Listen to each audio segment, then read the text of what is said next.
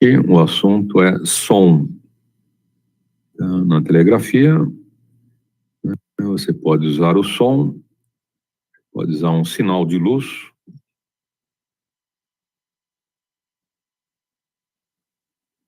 É muito comum no passado, né? Só ali em navios, né? Mandava ali sinal de luz, né? E usando o código Morse, ok? A mesma coisa que a gente faz com os sons, né? Por exemplo, essa é a letra S. Letra S, então, você pode ter 3 pulsos de luz, né? Aqui você tem 3 sons curtos, ok? Que é a letra S, por exemplo. Ou 3 sons longos, né? Que é a letra O. Ok? Então, um SOS. Um SOS, famoso SOS, 3 sons curtos. O O, né, do Oscar. 3 sons longos e o S, novamente, 3 sons curtos. Então, imagina numa situação, né, que você tem lá uma embarcação correndo um certo risco, uma emergência, um naufrágio lá iminente, naquela condição de falta de comunicação telegráfica ou rádio, né, tem aquela sinalização de luz, né, aquela sinalização de luz que você já viu nos navios, tá bom? Auxilia nesse momento, né? Você faz a mesma coisa com luz, ok? Então, você transmite sons ou transmite em sinais luminosos, que é o mesmo código, ok? Mas falando de sons hoje, no nosso curso de telegrafia, a gente vai ver alguns elementos que iremos usar no curso de CW, que é importante vermos um pouquinho antes de iniciarmos, ok? Que é o universo do som, né? O som é bem interessante, tem diversos sons que você conhece, sons, né, como de instrumentos musicais, sons da voz humana, né, sons aí dos animais, né? Cada animal tem um som característico que ele emite, né, sons, né, de buzina de carro, de motor, enfim. Você tem diversos sons que você identifica. Para nós, na telegrafia, né, vai ser um som específico, né, um som que você escolhe dentro de uma coisa chamada range auditivo, ok? Quando a gente fala de range auditivo, é a frequência ou as frequências que o ouvido humano consegue captar, ok? Normalmente, né, o range, né, dos ouvidos, né, de tanto a tanto que a gente consegue ouvir. Então, vai de 20 Hz, mais ou menos, até 20 kHz, ok? Essa é a extensão sonora do ouvido humano. Ainda novo, né, no ouvido humano aí, numa idade tenra, né, que você tem essa condição de ouvir essa plenitude toda aí. Alguns, né, vão um pouquinho mais para frente, alguns um pouco menos, tá? Mas a média hoje aceitável é de 20 a 20 kHz, ou seja, de 20 a 20 mil Hz. Os sons na faixa aí dos 20 Hz são sons de baixa frequência, ok? A gente chama de sons graves. E os sons, né, conforme vão subindo nessa escala, né, vai subindo a frequência auditiva, ok? Frequência de áudio, né, audiofrequência, ela vai se tornando mais aguda, tá bom? Então você sai lá dos 20 Hz, né, baixa vibração, né, 20 Hz significa 20 oscilações por segundo, ok? Você ouve um puf, puf, puf, alguma coisa mais ou menos nesse naipe, puf, puf, né? Alguns alto-falantes que respondem frequências baixas, subwoofers, né, eles trabalham nessa faixa de frequência, até menos, né? Alguns respondem até 10 Hz, mas fala, bom, eu não vou estar ouvindo os 10 Hz, né, para quê? Que ele trabalha em 10 Hz. Característica, tem amplificadores que respondem até menos de 10 Hz, eles trabalham em 5 Hz, 3 Hz, né, já aquele puf, puf. Você não ouve o som, mas você vê o falante, né, o cone se deslocando, ok? Chama dispersão, né, ele se movimenta, então você vê ele puf, né, dá uma pancada para frente, né? Você não vai estar ouvindo som de tão baixa frequência, mas quando ele faz uma sequência vibratória de 20 vezes por segundo, né, 20 Hz, ele, tá bom? Ele vai estar chacoalhando, né, principalmente um falante para baixas frequências, subwoofer, ele vai estar ressonando nessa frequência de 20 Hz, ok? Você vê ele balançando, ok? O cone, né, vindo e voltando, ok? Frequências baixas, aí você vai subindo, né, vai chegando em frequências ali medianas, vai subindo, vai indo para frequências mais altas, até o máximo de 20 mil Hz, né, ou 20 mil oscilações por segundo. Então, esse é o range que o ouvido humano consegue captar, ok? Especificamente na telegrafia, você não vai trabalhar como na música, né? Música, você tem sons, né, graves, médios e agudos, né, e sons que vão estar em todo esse range, ok? Em diversas partes desse segmento, de 20 a 20 kHz, ou de 20 oscilações por segundo até 20 mil oscilações por segundo, bem rápido, ok? Então, o nosso ouvido humano consegue captar nessa faixa intermediária. Para telegrafia, ainda agora, né, para o nosso universo do CW, você não vai ter interesse, né, de fazer como na música. Na música você ouve lá todo o range, né, baixo, um som de um violino, um som de um prato, né, de uma bateria, uma flauta, um instrumento, né, que tem um som bem agudo, ok? Então você tem toda uma extensão, né, de sons na música e usa, né? O pessoal usa lá no som do carro, aquela pancada, aquele negócio mais forte, né, a voz lá do cantor, um instrumento, né, numa frequência média ou mais alta. Então a música usa, né, toda uma extensão, né, de 20 a 20 mil Hz. Já na telegrafia você não vai usar toda essa extensão, ok?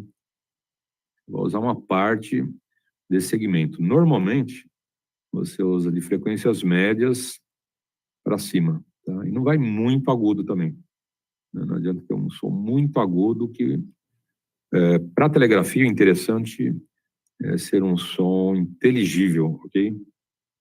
Vou te dar um exemplo de um som inteligível. Tá? Essa frequência aqui, ó. Tá? Eu estou numa determinada frequência nessa escala de 20 a 20 kHz, ok? Ele tem um frequencímetro, né, para saber qual a frequência que eu estou usando, de áudio, né, áudio-frequência. Ele teria uma relação aí numérica, tá bom? Precisão de qual som a gente está ouvindo, em que frequência está esse som. Ele está numa frequência. Se eu abrir o manipulador, ele tem um variável lá dentro que eu faço esse som ficar um pouquinho mais grave e vai caindo, né? Ou vai ficando um pouco mais agudo, vai subindo. Okay? Então, esse ajuste do som do seu manipulador você acerta, né? Pode ser no rádio, pode ser no próprio manipulador, tá bom? Bom, a gente vai dar um intervalo e já retornando em legislação. COM, set that to 115.2 kilobits per second. Right down here is 702.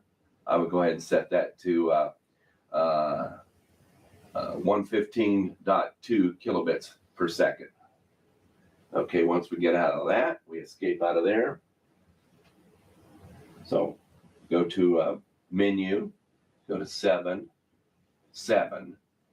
and then you go here to select. And so we go right down here, menu 7, and this is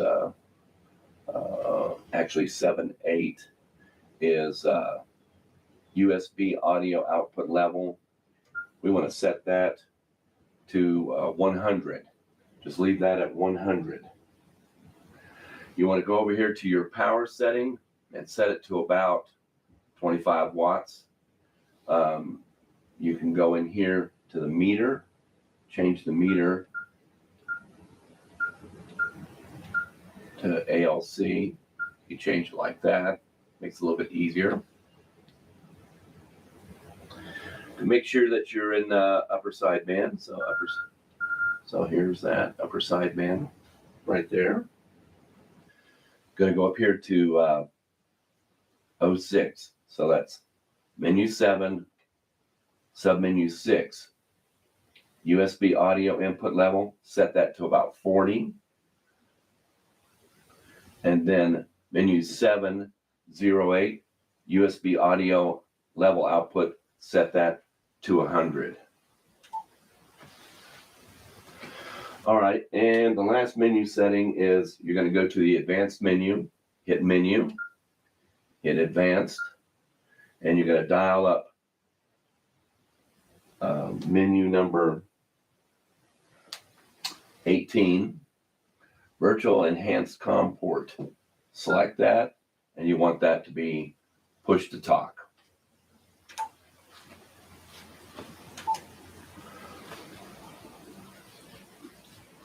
Okay, so that does it for the radio setup. The next thing you're going to do is power the radio off. You're going to put in the USB cable on the back. It only fits one way. It's a square end. And then the next thing you're going to do is you're going to boot up your computer and put the cable on, the USB cable, attach it. Okay, so here's what we've done. We've first thing we want to do is there's a time program, a time sync program, and I've got it loaded up here in my computer. It's real important that you get this time server program working because this FT8 is time dependent, so that everybody's synced. So make sure you have your computer synced up to the correct time, atomic time, or whatever you want to call it. So you get that done. All right, so now we're going to take and we're going to plug my USB cable into the computer. I'm going to turn the radio on. And we're hoping that the drivers that we installed and everything, it's going to find it. I'm not going to go into big details about that, but you do have to have your drivers installed. And I'm going to go up here to Device Manager and up here to Audio Inputs and Outputs. And you're going to see right here TS890 USB audio codec. Now that is something that I've renamed. So if you go over here to Open Sound Settings, you're going to see that this one right here is the headphones on the computer. This one right here only shows up when I have it plugged into the radio, and I've actually renamed it. So if you hit Device Properties like so, hit Device Properties, you can go in here, change the icon, and you can rename it, okay? That's just something you can do just for management purposes, just to keep you sane. The other thing to check here is make sure your input device is a USB audio codec. Again, I've renamed it. This right here is the microphone array that's built in the computer, not the USB. So you can see there's some audio going on right now because I have the program running in the background. Okay, so now with that said, let's get out of this right here. We're going to turn the radio off, go into the program, and just go in here to the settings file. So now once I'm in here like this, I turn the radio back on. It says rig failure. All right, so things can get kind of confusing here, but basically what I've done is you put your call sign in here, you put your grid square in here, and you want to set these settings. A blank line between decoding periods and TX messages to RX frequency window.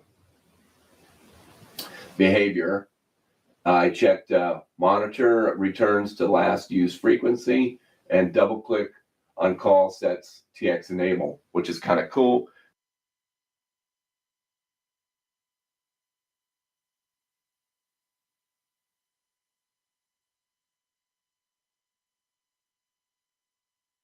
go ahead and enable the microphone in Pro Tools. And we'll be talking out of the RE20 mic. So let's go ahead and advance this here.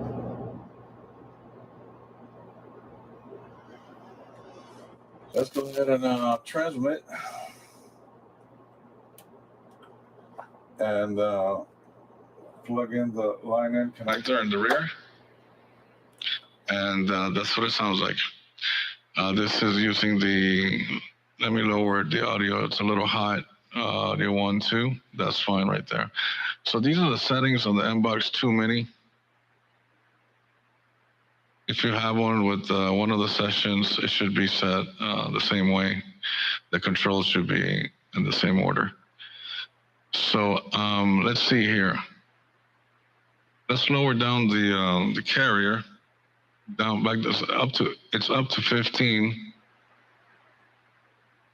Let's put it at 10 there. Audio test. This is the RE20 mic running Pro Tools here with the TS990 and the AC Mod C1. And right now we're gonna do a switch on the receivers. We're listening to the audio coming out of the IC706 MK2G, and we're gonna put that volume down.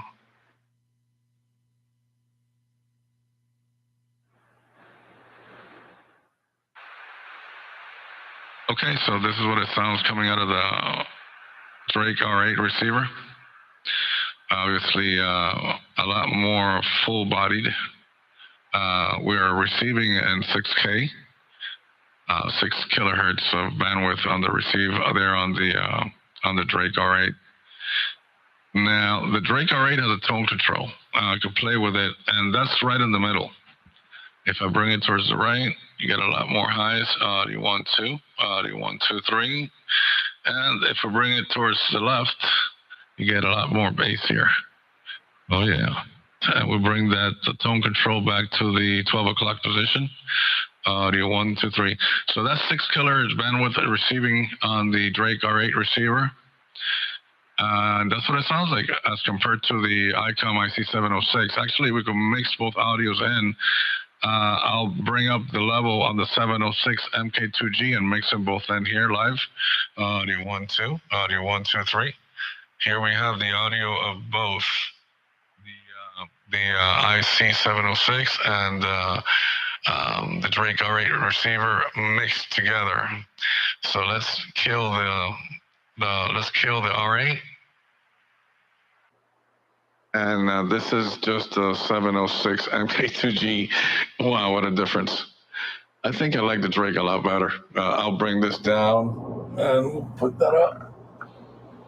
And there's the Drake again. Wow, what a difference. Anyhow, it really depends on the end user, what you like better. Some people prefer the audio coming out of the 706. All right, so that's what it sounds like. The AC Mod C1 together with the amazing Kenwood TS990. Now we'll do a test throughout all the bands and see the max modulation we could do for a given power output. Okay, so now we're going to test the demodulator and see how that works and how it sounds like. Okay, so the first thing we're going to do, enable the microphone on Pro Tools. Right there. And we're going to connect our splitter to the output of the headphones here.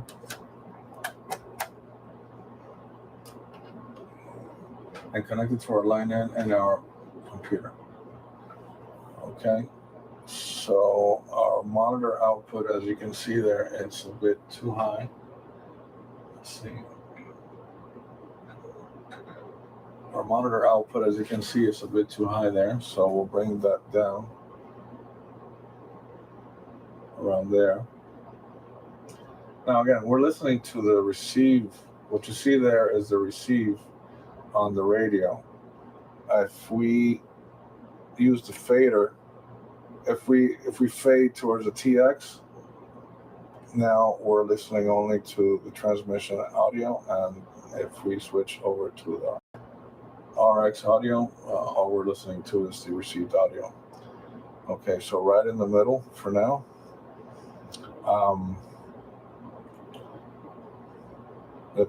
Let me plug in my headphones. Oh, okay, we're listening to the receiver. So there we killed the receiver completely. And yeah, the receiver's totally gone there, and to the right we hear the receiver. Okay, so let's start recording over here, so you guys can see what I'm listening to on the headphones. Okay. So right now we're actually listening to the line in coming right out into my headphones, so I hear how I come out of Pro Tools. If I get a little closer to the mic. Right now, I'm listening to the line in audio, not the DMOD. So the audio coming straight out of Pro Tools is going into my headphone and into the laptop for recording. If I switch to DMOD, we won't hear anything because we're not transmitting on AM right now. So we'll go back to a line. Audio 1, 2. Okay, there we are. And what we do is let's fade to the middle where we can listen to both the receiver and the transmission. So there we are. We could hear the static from the received signal, and we could hear me, or you could completely just hear the receiver and block out the transmit audio. We'll put it right in the middle, right there. Okay, so right now we're going to test the DMOD. So we'll switch it over to the DMOD, and we're going to fade to the TX audio only. And we'll go ahead and key up. Again, we're running Pro Tools with the RE20 right now. Let's go ahead and key up. Audio 1, 2. Hello, audio. Audio test 1, 2, 3. This is the RE20 and Pro Tools. We're listening to the DMOD. We're listening to the DMOD right now, and this is what it sounds like. The demodulated audio has no obstruction. It's basically how you're coming out of the antenna. So that's why you get this beautiful, perfect audio. So, I mean, you guys can set your processing to however you want. This particular session is not that aggressive, doesn't have that many plugins active. So we only get the basic processing that we need here, plus a little bit of depth and stuff like that, but very minute. Anyways, this is what it sounds like. As you can see right now, we're doing 200% modulation there on the O-scope. Audio 1, 2, 3. And if we look at the meter, we're actually doing 15 watts of carrier at the moment, about 12 watts of carrier, and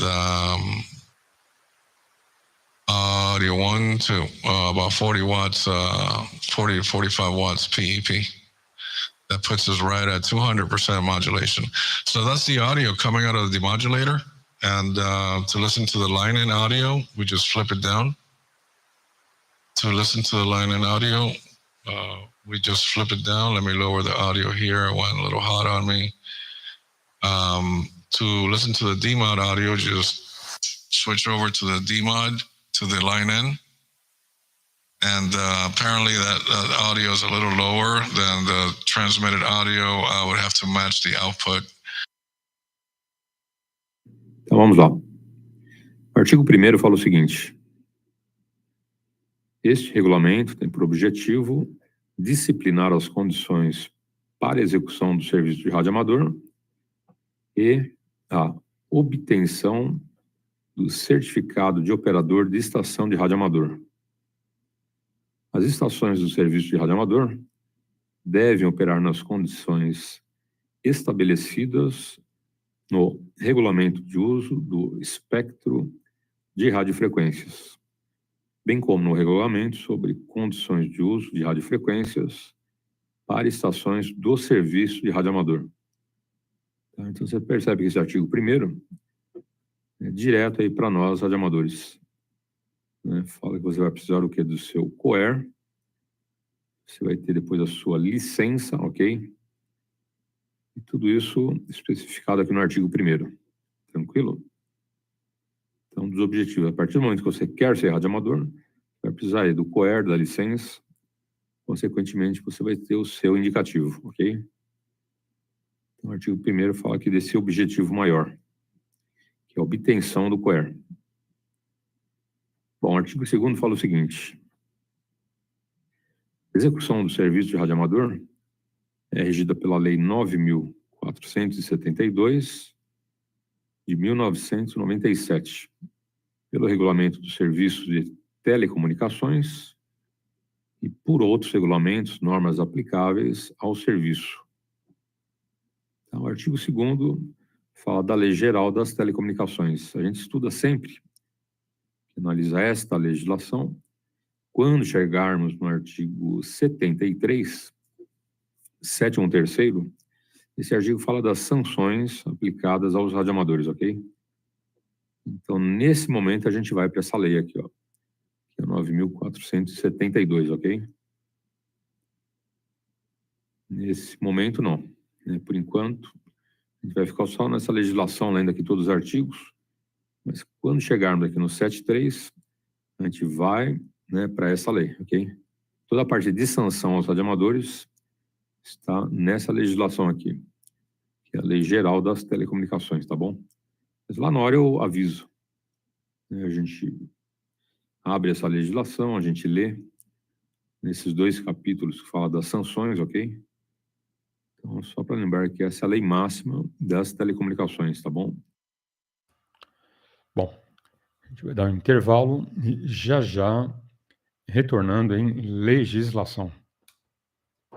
1/8 inch audio jack that plugs into my older iPhone, and we're going to connect it to the ID record line N in the rear. And we're going to press the ID record button at the same time that we play this back. Okay, so we get our 1/8 inch audio jack and we connect it to our iPhone. We press play and press the ID record at the same time.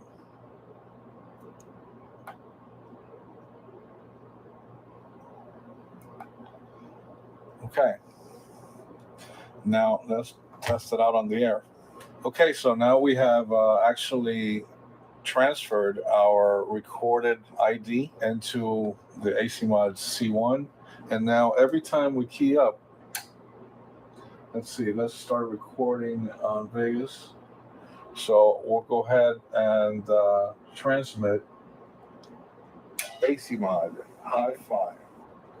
Every time we transmit, we get the recorder on the air. ACMod Hi-Fi. There you go. ACMod Hi-Fi. Every time you transmit, you hear the ID. ACMod Hi-Fi. So that's the station ID function. Next, we'll do a test throughout all the bands and see out the performance of the ACMod C1 alongside the Kenwood TS990. Okay, so now we're gonna go ahead and move on to testing each individual band. We have put together a list here of the maximum levels that should be used per band. We'll go and test out the 80, 40, 20, and 10 meter bands. We'll be able to show you how to use the oscilloscope and set the references. Basically, all the scopes are pretty much the same. People have been wanting me to put some instructions on the video, so we'll go through the procedure of the oscilloscope, how to set up the trigger, just the basic functions so you could see your modulation envelope. Okay, so we'll go ahead and we'll start at the 10 meter band and we'll move on to the 80 meter band. All right, let's go ahead and put all the ACMod controls counterclockwise. That's the first step. asymmetry, carrier, modulation, and gain. And we're going to go ahead and test this on 28300. We're on AM. Our power and carrier are at the max. The AC mod switch is enabled behind the Kenwood, and our AC mod is on. All right, so we'll go ahead and transmit. We'll do a low power test. We'll do 2 watts. We'll switch out the no, better yet, we'll leave the 250 watt slug, and we'll go ahead and set a low dead key 2 watts, and let's work at 2 watts throughout all the bands. All right, so we'll start transmitting. We'll bring up the carrier up to 2 watts. We'll go on the low scale here and bring up the carrier to 2 watts right there. You can see right there, that's 2 watts. And let's go ahead and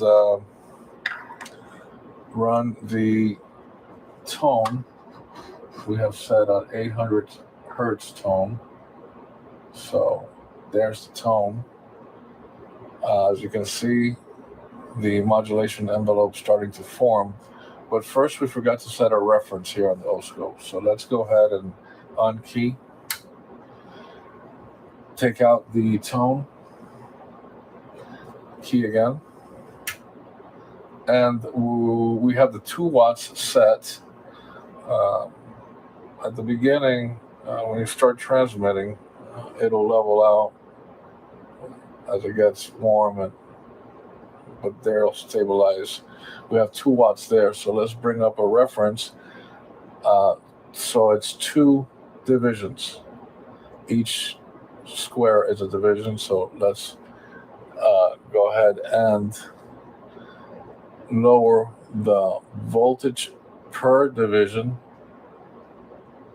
as to make it more sensitive. As you can see, we're right on the top line, but we haven't reached the bottom line. It's a little off, so we use the position for that. We go down a little bit. There is centered, and now we decrease the voltage per division a little more until we cover fully the 2 squares, 2 divisions. So now we're at 2 watts of dead key. Our reference is set. We'll start the SIG-gen right now. And there you see our modulation envelope. We got to increase our modulation till we reach 99% modulation.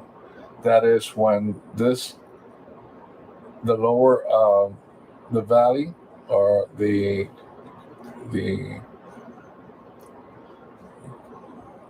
okay, so we'll lift up our modulation now until we reach 99% modulation. Right there. We don't want to go past that. Now, to stop the moving around, we have to assign the trigger. Okay, so let me show you how to set up the trigger. The trigger, once we transmit and we modulate,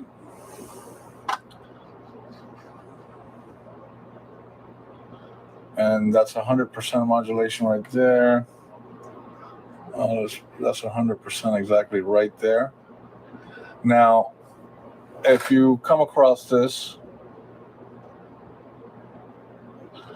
right, all you got to do is go to setup for the trigger.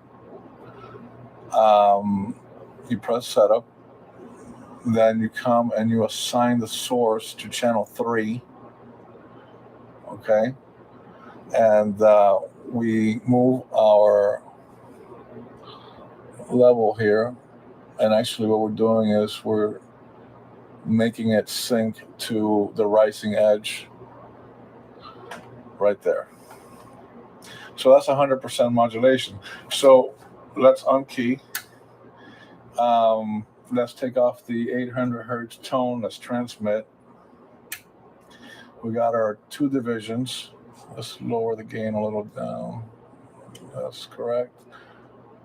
All right there. All right, so we'll go ahead and verify that we got 2 watts on the meter. We're a little above, so we bring it back down to 2 watts right there. Now we need to bring this up so we cover the 2 divisions. Now we start the modulation 100%. É um marco introdutório à lei maior, que é a LGT, Lei Geral das Telecomunicações, que serve para todos que trabalham com radiofrequência, ok? Televisão, rádio, satélite, telefonia, celular, radioamadores, enfim, tudo previsto aqui nessa Lei Geral das Telecomunicações, tranquilo?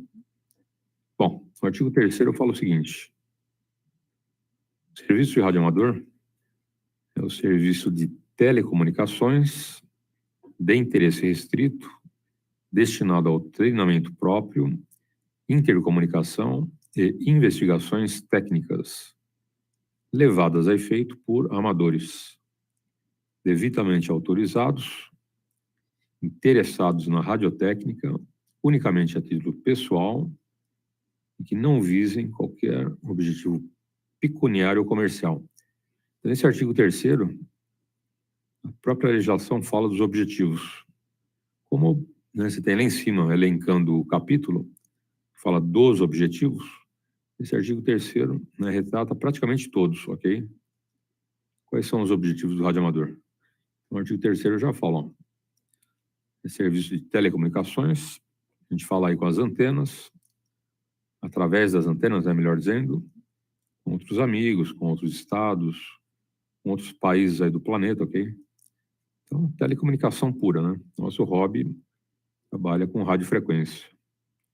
Então, telecomunicação de interesse restrito. Por que restrito? Porque em todo o mundo, só nós, radioamadores, vamos usar essas frequências destinadas para nós, ok? Nenhum outro serviço pode utilizar. Isso é um momento de emergência, alguma coisa de urgência, e tudo bem, mas, do contrário, só os radioamadores, né? Nós aqui no Brasil e todos os radioamadores do planeta vão ter autorização de uso dessas bandas e frequências, ok? Então, é só para nós, radioamadores. Tranquilo? Por isso que fala, né? Serviço de telecomunicações de interesse restrito, né? Restrito a nós, radioamadores. Depois, olha lá, seguindo os objetivos. Destinado ao treinamento próprio, né? Você vai evoluindo, você vai treinando aí telegrafia, vai treinando outros modos de transmissão, de comunicação, vai treinando até um outro idioma, né? Por exemplo, inglês, né? Para fazer contatos com outros países, DX, né? Que seja alguma coisa básica, mas você vai fazer um treinamento, ok? Ou já sabe um pouco, né? Ou sabe muito, já conversa, enfim. Depois, destinado ao treinamento próprio, olha lá, intercomunicação e investigações técnicas. Então, essa intercomunicação, ou seja, nós, radioamadores de todo o planeta, nos comunicamos, né, entre nós, tem essa intercomunicação, ok? Já, né, num serviço restrito só para radioamadores, mas todo o planeta aí se comunica, tá bom? Investigações técnicas, né, o que a gente faz aí para testarmos uma antena, uma experiência com um acoplador, uma experiência com a carga não irradiante, uma experiência com um amplificador linear, ou um microfone novo, enfim, né, tudo e qualquer tipo de experiência em cima do hobby significa investigações técnicas, ok? Pode ser aí uma antena aí um projeto novo, né, que você construiu, simples ou complexo, não importa. Então, investigações técnicas abrange tudo isso. Olha lá, na sequência, levadas a efeito por amadores, ou seja, né, feitas, executadas e praticadas por nós, radioamadores. Bom, a gente vai dar mais um intervalo. Hoje, estudando Resolução 449/2006, artigos 1, 2 e 3. E já retornando. All the way down, and we'll transmit, and we'll bring up the asymmetry. I'm sorry, we'll bring up the carrier, and we'll set it again at 2 watts. Right there. You see, we need to adjust here and make each division less sensitive. Increase the voltage per division. Let's see, until we get to we're a little off. The offset's a little, so let's bring it down there. That's centered. And now decrease the voltage by division until we get 2 divisions. And we're ready to modulate with our 2-watt carrier. We start the audio and we'll bring up our modulation until we get 100%. Again, we have a lot of gain on our positive peaks as it is. So right there, when you're doing 95% negative modulation, you're actually doing 160 to 170 on your positive peaks. That gives us a 20-watt PEP output out of a, let's see, out of a 2-watt dead key.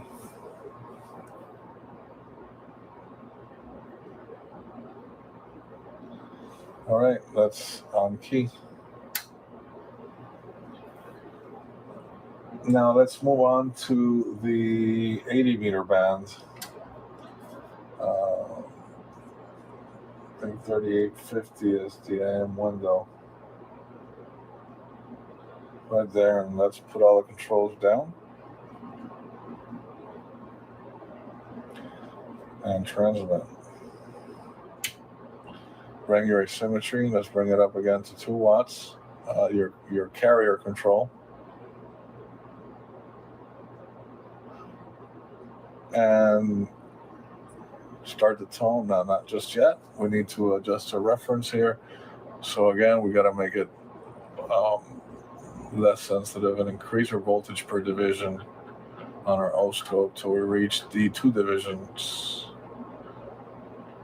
All right, bring it up a little bit. That is correct. And we'll start the modulation. We'll bring up our modulation level till we get what we need. Again, we have an issue here with the, let's go ahead and adjust our level and our trigger so we could stop moving around. Okay, so there we have it. You could add asymmetry if you like here on the 80 meter band. That's over 200% modulation. It's back down. If you want to hit those 99% negative peaks, you're there at 200. You go beyond 300% modulation. There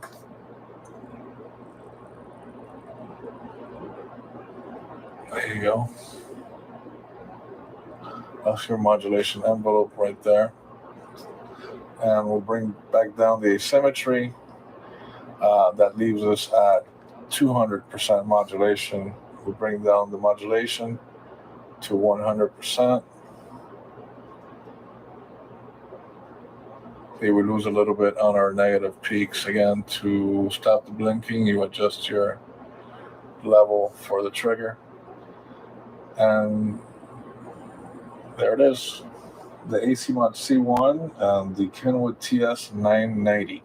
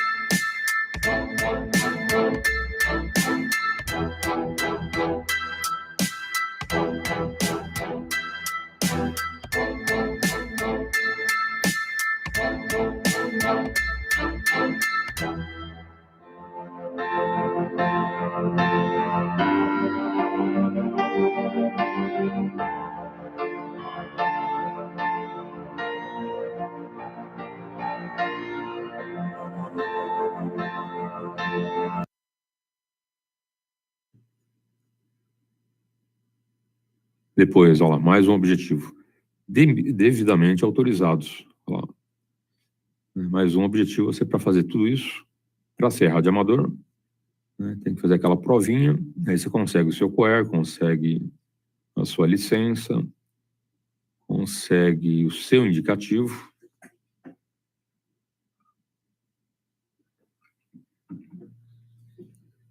Então, mais um dos objetivos aqui do nosso hobby, ok? Seguindo, depois da autorização, vem interessados na radiotécnica. Quando fala radiotécnica, né, se você tiver habilidade, você pode construir o seu equipamento. Você tem essa permissão, ok? Você pode comprar um rádio prontinho, na loja de uma marca aí famosa, ou, né, você conhecendo um pouco de eletrônica, tendo habilidade, você constrói seu rádio. A Anatel permite isso? Sim, permite. Né? Tem na legislação rádios produzidos, confeccionados pelo próprio radioamador, sem fins lucrativos, ou seja, ele faz aquele equipamento para ele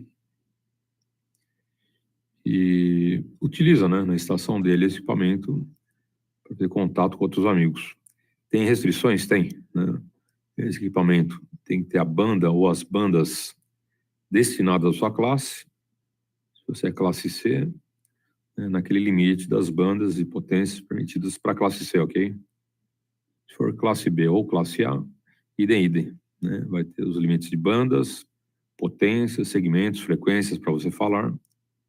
Então, sempre que você constrói um equipamento, ele tem que estar de acordo com essa regra, tá bom? Você não pode ser radioamador classe C e fazer um rádio para transmitir em 20 metros com 2 kW. Tá? Primeiro ele vai estar fora da banda permitida e fora da potência permitida aí para a sua classe, ok? Então você pode montar o seu equipamento, mas tem que estar de acordo, né, com as bandas e potências que você pode utilizar, ok? Ó, depois fala o seguinte, unicamente a título pessoal, tá vendo? Pode até um amigo te ajudar na construção desse equipamento, mas isso é para o hobby, para o radioamadorismo.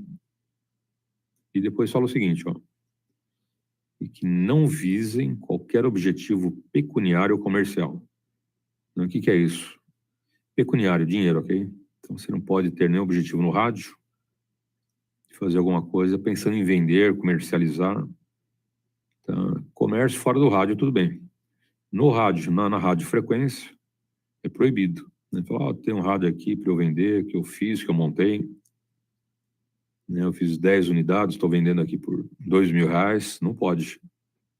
Tá? Então, totalmente proibido qualquer tipo de comércio no radioamadorismo.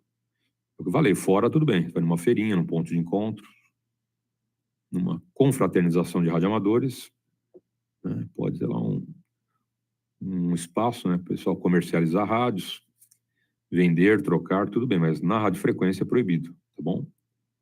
E o último item do artigo 3º, olha lá, que não visem qualquer objetivo pecuniário ou comercial. Você não pode ter em mente dinheiro aqui na radiofrequência ou fazer comércio. E outra coisa, não só de rádio, né? Eu tenho uma quitanda, eu falo, ó, a banana prata tá R$1,50 o quilo, né? Quem quiser aproveitar, eu entrego motoboy. Eu posso fazer isso? Não posso. É comércio, todo jeito é comércio. Esse comércio não é necessariamente só de equipamentos. Pode ser comercializar produtos. Eu vendo aí gêneros alimentícios. Olha, o feijão hoje está na promoção, está R$5 o quilo. Exemplo, né? E daí para frente. Olha, tá vendendo um carro aqui, assim, legal, tá inteiraço. Portanto, não pode, né? Todo e qualquer tipo de comércio na radiofrequência é proibido, ok? Tem esse artigo 3º, agora você entende melhor lá. Quando você lê, né, você foi destrinchando, né, cada parte dele, agora você entende todo o artigo. Então, lendo novamente, olha como fica. O serviço de radioamador é o serviço de telecomunicações de interesse restrito. Já explicamos o que significa. Destinado ao treinamento próprio. Já explicamos. Intercomunicação e investigações técnicas. Falamos, né? Levadas a efeito por radioamadores, ou seja, só nós, né, em todo o planeta, radioamadores. devidamente autorizados, né? Fala da formalização, né? Você tem que ter o seu COER, a sua licença, vai ter o seu indicativo, então, é o formalismo da lei, tá aqui, ó. Devidamente autorizados. Depois, interessados na radiotécnica, unicamente a título pessoal. Ou seja, né, você como radioamador, visando o seu conhecimento, seu aprofundamento aí na matéria, a sua evolução como radioamador, ok? Então, só a título pessoal, você é radioamador. E por último, né, que não visem qualquer objetivo pecuniário ou comercial. Explicamos. Então, você vê que o artigo 3º, né, quando você destrincha e procura entender, né, pedacinho por pedacinho, você tem um entendimento bem diferente. Você lendo uma paulada só, você não entende tudo isso. Agora, você vai explicando, destrinchando, você... Opa, esse artigo fala um monte de coisa, né? Em 3 linhas, né, tem um universo de possibilidades aí sobre o radioamadorismo. Tá bom? Bom, amanhã a gente vai entrar no capítulo das definições. Ok? É bem interessante, é o artigo 4º. Tranquilo? Amanhã já entrando aí no novo capítulo, que é bem diferente. Bom, agora são 5h53. Já tivemos CW. Quem perdeu a aula, 2ª edição Repeteco, ok? E já retornando em comando de rodada.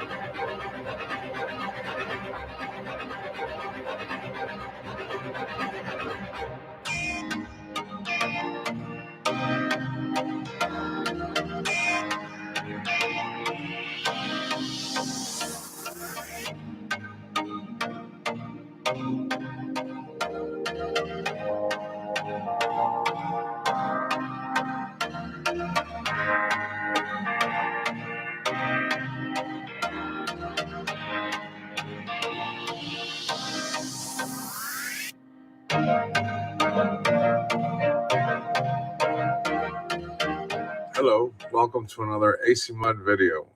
Today we're going to be introducing the AC Mod Mini, designed to fit into most newer compact radios. With built-in amplifiers that limit us AC Mod Mini is ideal to install inside this RCI X9 that has a built-in amplifier, very small space, confined space. So we have managed to design the AC Mod Mini to go on the side here, Você tem que segurar a onda. tucked away in the corner. Terceiro vídeo de hoje, entre os amigos ainda não viram. Bom, está rolando um outro vídeo.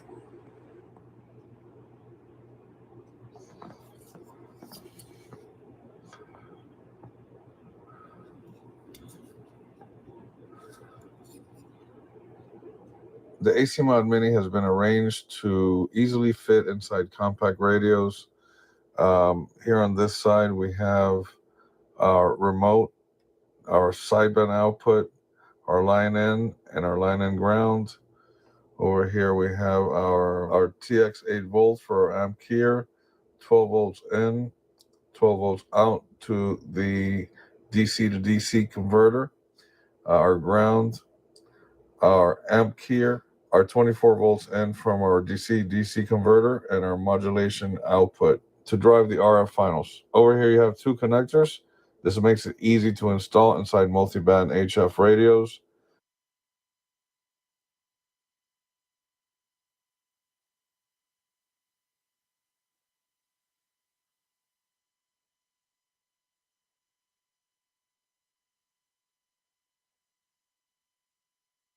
The AC Mod Mini was designed to fit into most newer compact radios, such as this X9 from Ranger. The RCA X9, it's a very nice compact radio, very similar to the 2950s, 2970 series. It has the look of a standard CB radio, about the size of a Cobra 25, but is surely packed. It has a lot of features. It looks very nice. It works very well. So this will be a perfect candidate to put the AC Mod Mini in. Due to the PA inside, it takes up most of the space. But with the AC Mod Mini, now we can fit it internally, and we don't need to have a standalone box. The X9 is ideal for mobile operation due to its compact size and its high power. And it's very linear, performs very well with the AC Mod. The RCI X9 is ideal for mobile operation due to its high power output and its compact size, similar to that of a Cobra 25. The X9 is not only a nice performing, well-built radio, but it also is a good looker. It's a very nice display. The faceplate is lit up, and it's got plenty of features. The X9 goes from 24 megahertz all the way to 30 megahertz. But there you have it. The X9, very nicely built. It's got internal fans. The PA is inside using RT1s. Looks pretty good, pretty heavy for the size. Pretty solid, pretty packed. So let's go ahead and get on with it. So we'll go ahead and install the AC Mod Mini in it and see how that works out. We have now installed the AC Mod Mini and the Ranger X9. So you can see this radio is pretty busy inside. You got your echo and effects board over here.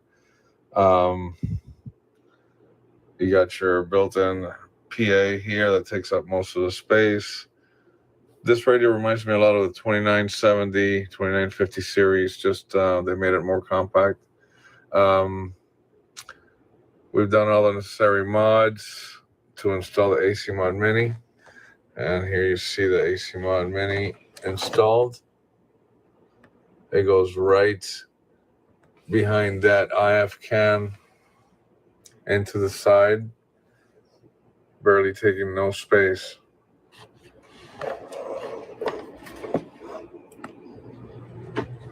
In this install, we have installed the amp keyer, the PTT switch, and the line-in connector. This time we're using a 1/8 inch jack, a 3.5 millimeter phono jack, instead of a 1/4 inch due to the small amount of space that we have to work with.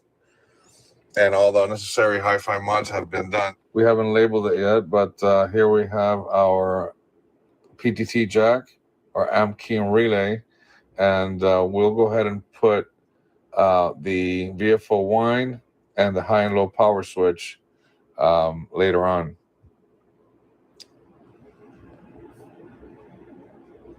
This radio works really well with AC mod as far as headroom goes. The modulation envelope is near perfect. The bias is just right. This radio is a great candidate for hi-fi operation. It's very linear throughout the bands, and it works very well. The display is very nice. It's like a soft white LED display. It's a great radio for mobile hi-fi.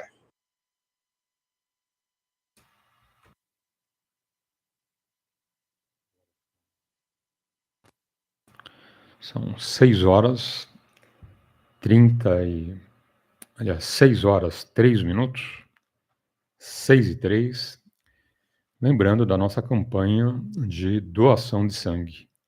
Quem puder colaborar, quem puder ajudar, temos aí vários hemocentros, pertinho aí do seu batente, ou perto da sua casa. Temos hospitais, enfim. Colabore e doe sangue. Lembrando que doar sangue salva uma vida. Quem puder, faça um esforço aí e colabore, ok? Hoje já tivemos a nossa aula de CW. Quem perdeu, segunda edição, o repeteco dessa aula, ok? Ainda estamos aí iniciando o curso. Quem quiser fazer promoção classe B, dá tempo, ok? Nós vamos entrar nos caracteres só semana que vem. Toda essa semana aqui até sábado, somente introdução. Então, falando dos sons, falando de pausas e vários elementos da música que a gente vai usar no CW. Então, quem quiser, comece aí com a gente. As aulas que você perdeu, pega na playlist, tá? Que é aula 1, né? Toda aula 1 é a parte de introdução, ok? Dá uma ouvida por lá e depois, segunda-feira que vem, a gente começa para valer aí com 2 caracteres, ok?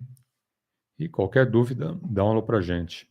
Lembrando, você poderá fazer o curso com a gente via radiofrequência, via internet, na live e via playlist lá no nosso canal, ok? É só entrar no YouTube, digitar Rodada Alto-falante e clicar em playlist. Tá? Em qualquer lugar do planeta você vai ter os cursos aí na tua frente, tá bom? Ou clicar por lá também, ao vivo. Qualquer lugar do planeta você acompanha a rodada aí diariamente. Com áudio, vídeo, texto. Tira dúvidas com a gente, ok? Sem nenhum problema. Então tá aí, fica o convite para os amigos. E quem estiver interessado, participe aí das aulas, tá bom? São 6 horas e 5 minutos. Oportunidade com um bom dia. We're under modulated, so we come to our level control and we'll raise it up until we get 100% modulation. Right there. Right there. Go a little further. Right there.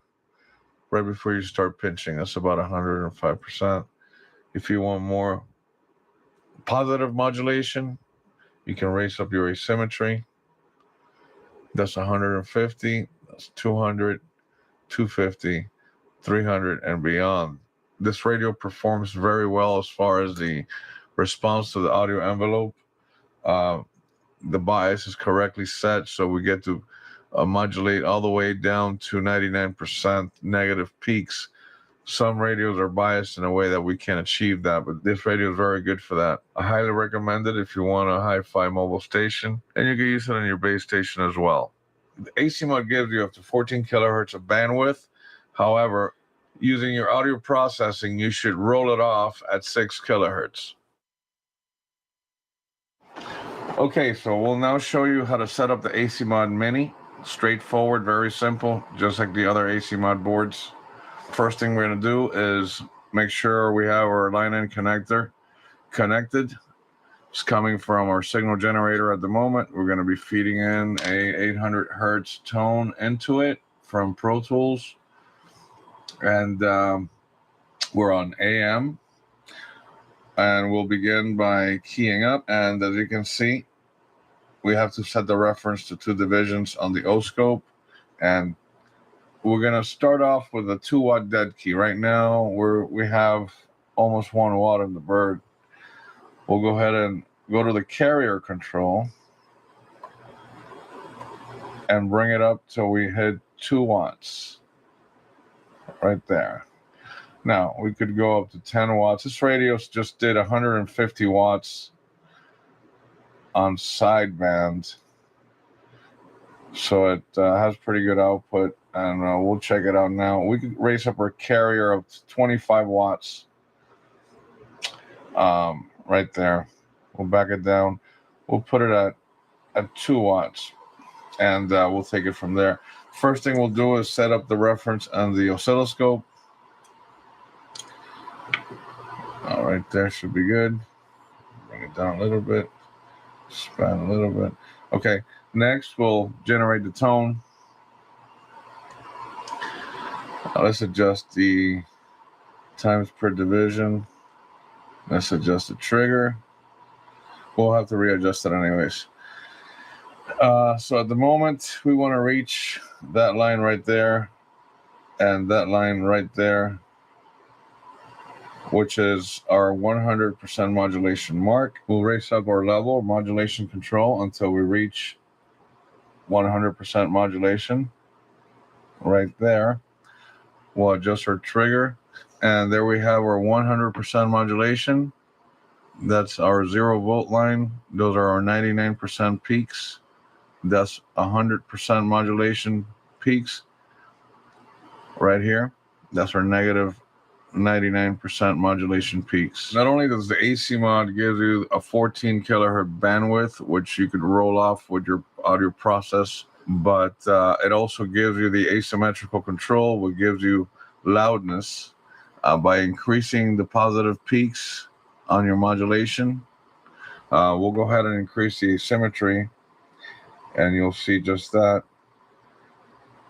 right there. That's the 150% mark. And still, your negative peaks are at 99%. Want to trim back a little bit the modulation to round off the negative 99s right there. And we'll continue to increase the asymmetrical gain. And that's 200% modulation. And that's 270 just about. So that's how easy it is to set up the AC Mod Mini. Okay, now we're gonna go ahead and try it out. We're gonna record the audio on AM as it's being received by the IC706 MK2G. And we're gonna be recording on the laptop right there. So we'll go ahead and make sure all our adjustments are correct before we start. First thing is, make sure we're on AM. Signal generator is off, we'll key up. And right now it's set for a 2.5 watt dead key. We're gonna put it at 5 watts. 5 watt dead key. Right there. Set our O-scope.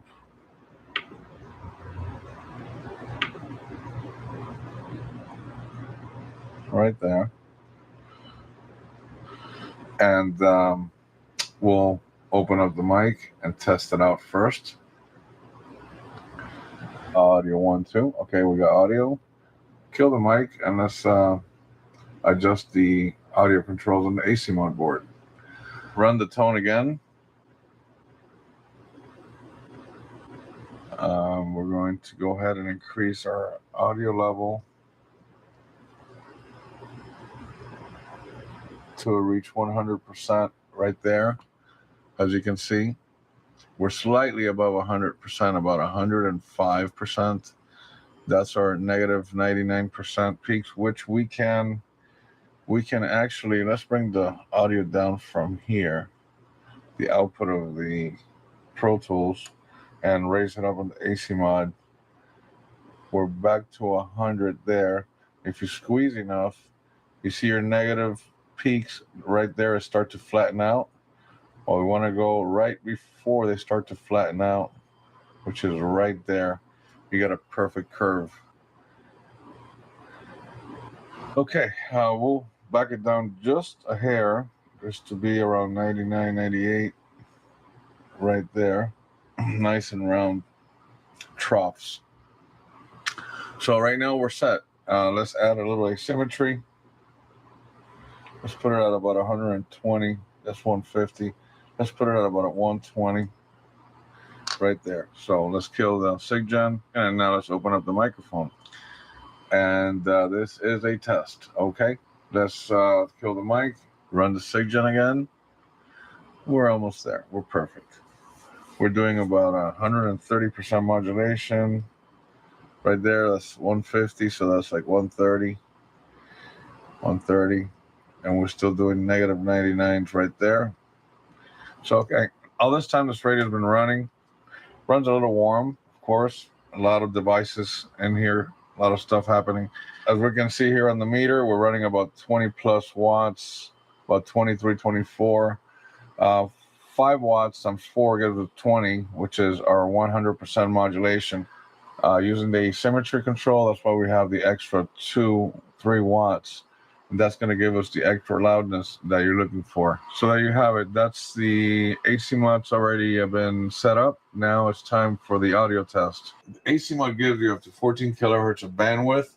However, using your audio processing, you should roll it off at 6 kilohertz. Let's start recording here on the PC.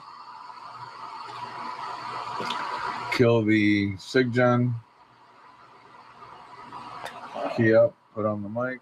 Make sure all the controls are okay on the PC. Audio 1, it's a little bit too low, so let's bring up the audio. Bring up the audio here in our receiver. Audio 1, 1, 2. Audio 1, 1, 2, 1, 2. Okay. There we go. That's fine. Okay. So now let's start the real test. Let me put on. Ok. Cá estamos. Tá bom, Nivaldo. Bom dia, grande abraço. Tudo de bom pro amigo. PY2 GMC, adiante. Ok, Paulo, bom dia para você, um abraço, tudo de bom, hein? Bom dia a todos os internautas, rádio escutas, todo mundo por aí. Ô, Paulo, tô de HT na antena externa, tá bom? Você tá me ouvindo bem aí? Dá uma olhada aí no sinal. Tá me ouvindo bem por aí? PY2EXU, PY2GMC. Ok. Bom, de HT na antena externa, pondo final de escala, ok? Joga mínima, tá bom, Nivaldo? Joga potência mínima no HT. Áudio também tá excelente, né? Final de escala, áudio 5, tá bom? Joga mínima aí, 100 mW, 500 mW, para ver se mexe no sinal. Tá bom, Nivaldo? PY2GMC, adiante. Eu não sei como é que abaixa a potência dessa coisa. Faz tempo que eu não mexo com ele, hein? Tá bom? Faz tempo. Eu tenho que aprender aqui. Deixa eu ver se eu consigo, peraí.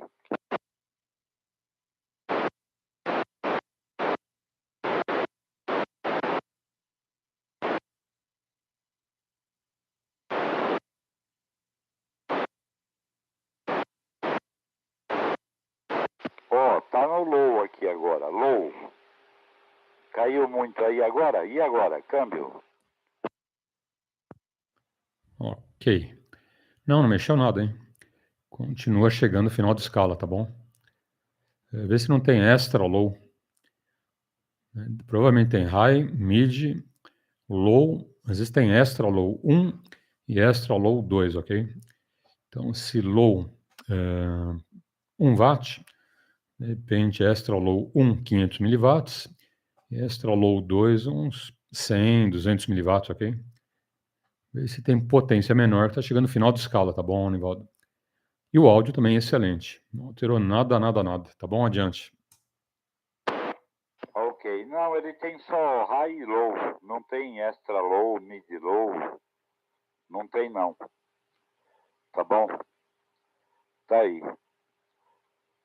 Vendi meus rádios, tá? Vendi meus rádios, tô só de HT agora, hein? Pelo menos dá para falar, né, Paulo? Pelo menos dá para falar, né? HT eu não vendo não, hein? Tá bom? Mas se me oferecerem 5 mil reais, eu tô vendendo, hein? Tá ok? É isso aí.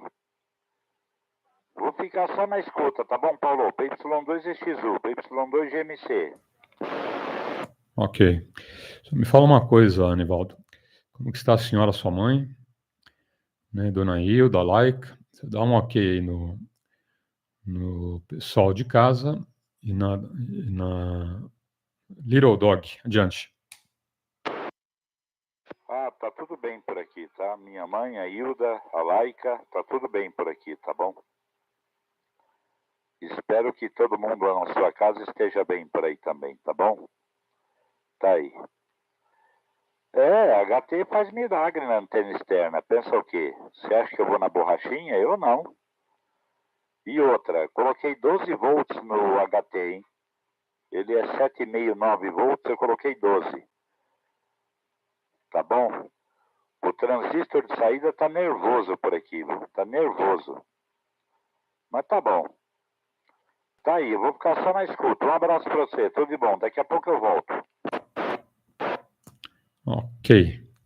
Fica à vontade, tá bom, Anivaldo? Grande abraço e te aguardo aí. São 6 horas 19 minutos.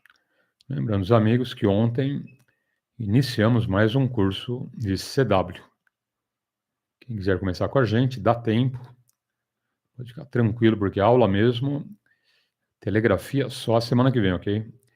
Essa semana inteirinha é uma introdução ao CW, falando dos sons, falando de pausas, enfim, né, de vários elementos aí do código Morse. Tranquilo? Então dá tempo aí. Quem pretende fazer promoção classe B, se habilita, começa com a gente e boa sorte. E vamos lá. Oportunidade aos amigos com um bom dia. So we have he is 50 from Kenwood, and we owe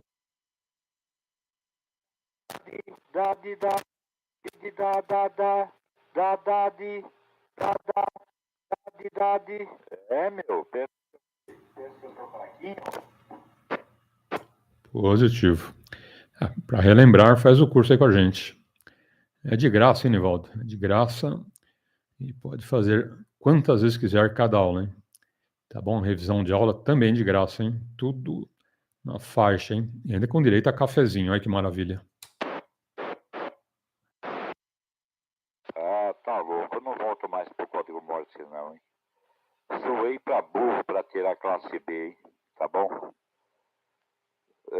Estudei como se fosse pra classe A, viu? Tá bom? Passei com 9.8 em código Morse lá na Labre. 9.8, tá bom, né? Devo ter errado uma letrinha ou duas por lá, sei lá. Não sei. Só sei que foi em 2002, faz 20 anos. Tá? Faz tempo, hein? E... não gosto de código Morse, não. Não gosto, não. Tô fora. Quem sabe um dia, hein? Um abraço pra você, tudo de bom. Depois eu falo aqui. Ok. Esse áudio aí tá excelente, hein? Olha, nota 10 aí o áudio desse HT, tá bom, Nivaldo? Então, maravilha. Vai lá e eu te aguardo, hein? Então, só para finalizar aí, segunda-feira que vem a gente começa aí para valer no CW, tá bom? Como eu falei, né, toda essa semana somente introdução. Então, tá aí o convite, quem quiser fazer promoção classe B, se habilite e comece aí com a gente. Então, você pode fazer aí via radiofrequência, você poderá fazer via live, internet, em qualquer lugar do planeta, e poderá fazer via playlist, também via internet, qualquer lugar do planeta, ok? Então, escolha aí uma das opções e boa sorte. E vamos em frente. Oportunidade com um bom dia. seen. The radio is switching on, and I've tried to adjust the volume, which was not possible. So you have recognized that the tone changed. So different frequencies are involved here, obviously. So, you know, it sounds all a little bit that there is a faulty bypass capacitor or such. So therefore, yeah, let's crack the radio open and let's see what's really going on. I mean, we know that this radio is known for bad capacitors, so that is really not the first unit where we really have trouble with our SMD electrolytic capacitors. So some are leaking heavily, and that all would really fit to what we find here. So anyways, let's crack it open. Let's see what's going on here. On the first look, this radio really looks better than what we have seen before. Even here, our major trouble maker. So this capacitor here on our front panel board. So yeah, it might be that it starts leaking, but in general, we all know that we have seen much more damaged units. So the question here is where to start. And of course, where would you start? So I would say we had really a very good hint.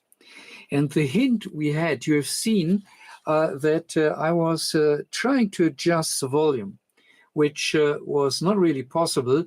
So the volume level stayed the same, right? So therefore, I really would start at our audio amplifier, because a rule of thumb always says start where you see that something is not working, and we saw our volume potentiometer not working. So let's start there. Our audio amplifier is down here, so that is IC7. And of course, as we all know, audio amplifiers are surrounded by capacitors, electrolytic capacitors, and that is, of course, what we can see here as well. So we have really a bunch of... Bom dia aqui para o amigo Douglas e para o amigo Manuel. Bom dia, Douglas, grande abraço, tudo de bom. Bom dia, Manuel, também grande abraço, tudo de bom. E demais corujas, tudo em paz, tranquilo? Cá estamos, hein? Mais uma edição da Rodada Alto-falante. Aguardo os amigos aí via radiofrequência. Tudo preguiçoso, hein, Manuel? Olha lá. O pessoal não liga mais o rádio, né? Só via internet, aí que maravilha, hein?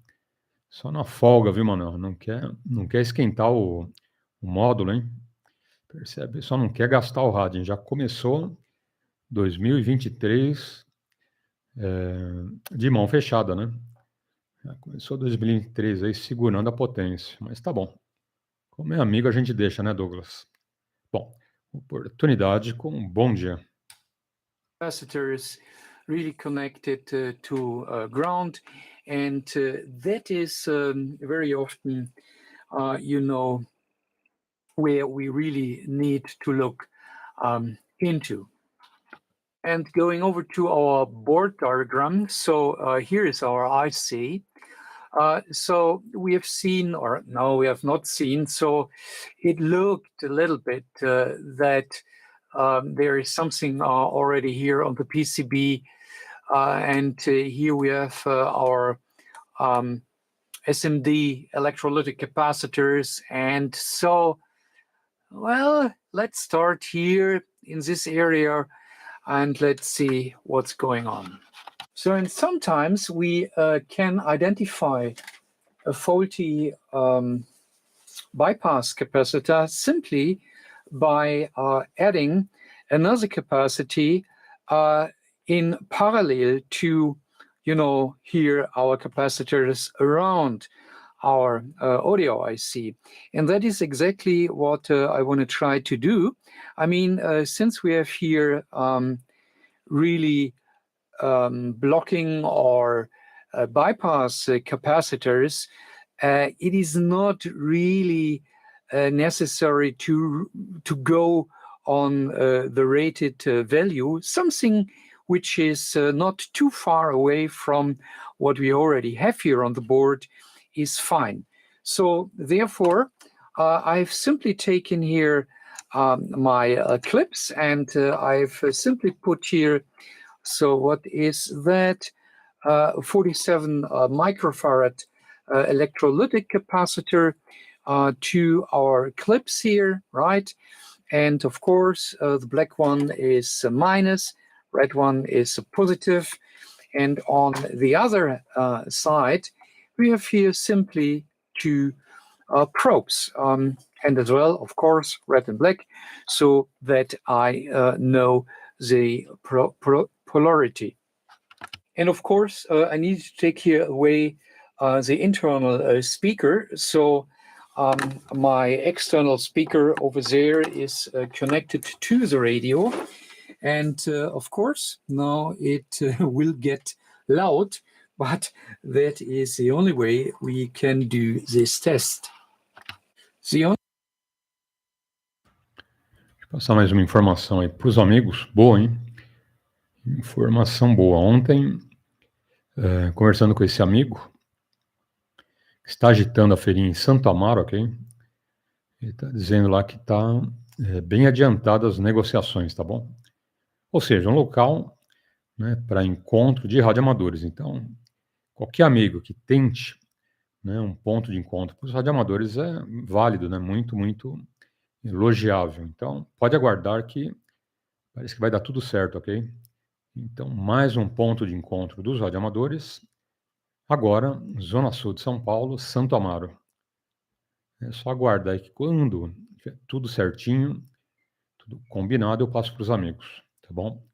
O endereço, referências para chegar no local, os horários do ponto de encontro dos radioamadores. Vai ser no domingo, nos domingos, ok? Aos domingos, esse encontro e o esquema de sempre. Né? Encontro de radioamadores, feirinha eletroca, né? Você vende, compra antena, rádio, fonte, acoplador, enfim. Um monte de acessórios novos, seminovos, usados, muito usados ou não funcionando. Né? Que o amigo já te informa, ó, tá meia boca, né? Você vai levar um negócio que não está funcionando, você conserta e maravilha.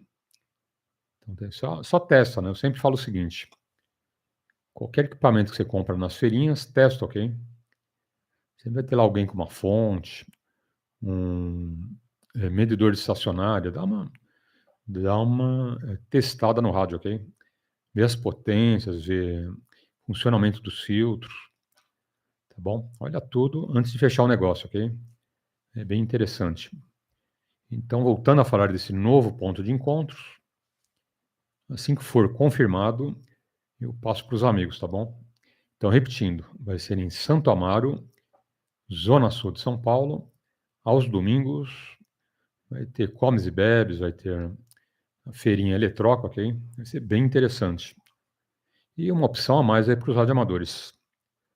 Já temos na Zona Leste, Ermelino Matarazzo, já temos ali Pacaembu e agora Santo Amaro, Zona Sul, ok? Então, onde ele esteve conosco na frequência e já deu aí uma pincelada no andamento das negociações, ok? Falar negociações porque é de graça, né? Ninguém vai desembolsar R$1 para ter um local ali para bater papo com os amigos, feirinha, né? Tentar ali com quem é responsável, né, pelo local. Acho que é a prefeitura, tá bom? Então, tentando lá com a prefeitura. A prefeitura liberou, maravilha, né? Então, tá aí. 6h31. Oportunidade com um bom dia. And you see how close they really to other components or here to the sockets. So really we could damage a lot by simply taking them out. So yeah, that really needs to be done in peace and quiet. Well, it is not really easy to identify, but I really believe that something here is on the board. So you see, if I go with isopropanol alcohol here down to the board, it definitely looks different now from how it looks still. It's a little bit complicated here with the light we need to see it, but here now the same. If I now go here in between, so, and try to clean it a little bit, then it looks different afterwards. So yeah, I really believe that something is leaking here, or look here. But I really do not know which one it finally is. So that is really the problem here. But you see, something is here. So let's take it out. Okay, so I have here our 22 microfarad capacitor, which was obviously leaking. Let me see how close I can go. Yeah, you can see it a little bit, but more important are, yeah, you see that is the little 22 microfarad one, 16 volt, and well, more important are our test results. So let me go over to that is a little bit reflection on the meter, so hang on a second. Yeah, let's see if this will work out. Okay, so let's test our ESR, and yeah, it is a little bit difficult here, and you see, so that is 416 ohm, because you see 0.420 kilo ohm, okay? So that means it is 400 ohm, and that is a clear indication that it is faulty. But it was not measurable in circuit because we had too much lower impedance in the close neighborhood. So therefore, if you have so many capacitors nearby, it is almost impossible, even the ESR, to test in circuit, okay? Whereby here the 47 microfarad capacitors are, as you can see, 1.4 ohm, which is fine. The next one here, let's see, is 1.5, which is fine. And the next one is, is 1.9, which is fine. So the only one is our 22 microfarad. And let me now switch over here. I'm going over from ESR to capacitor test.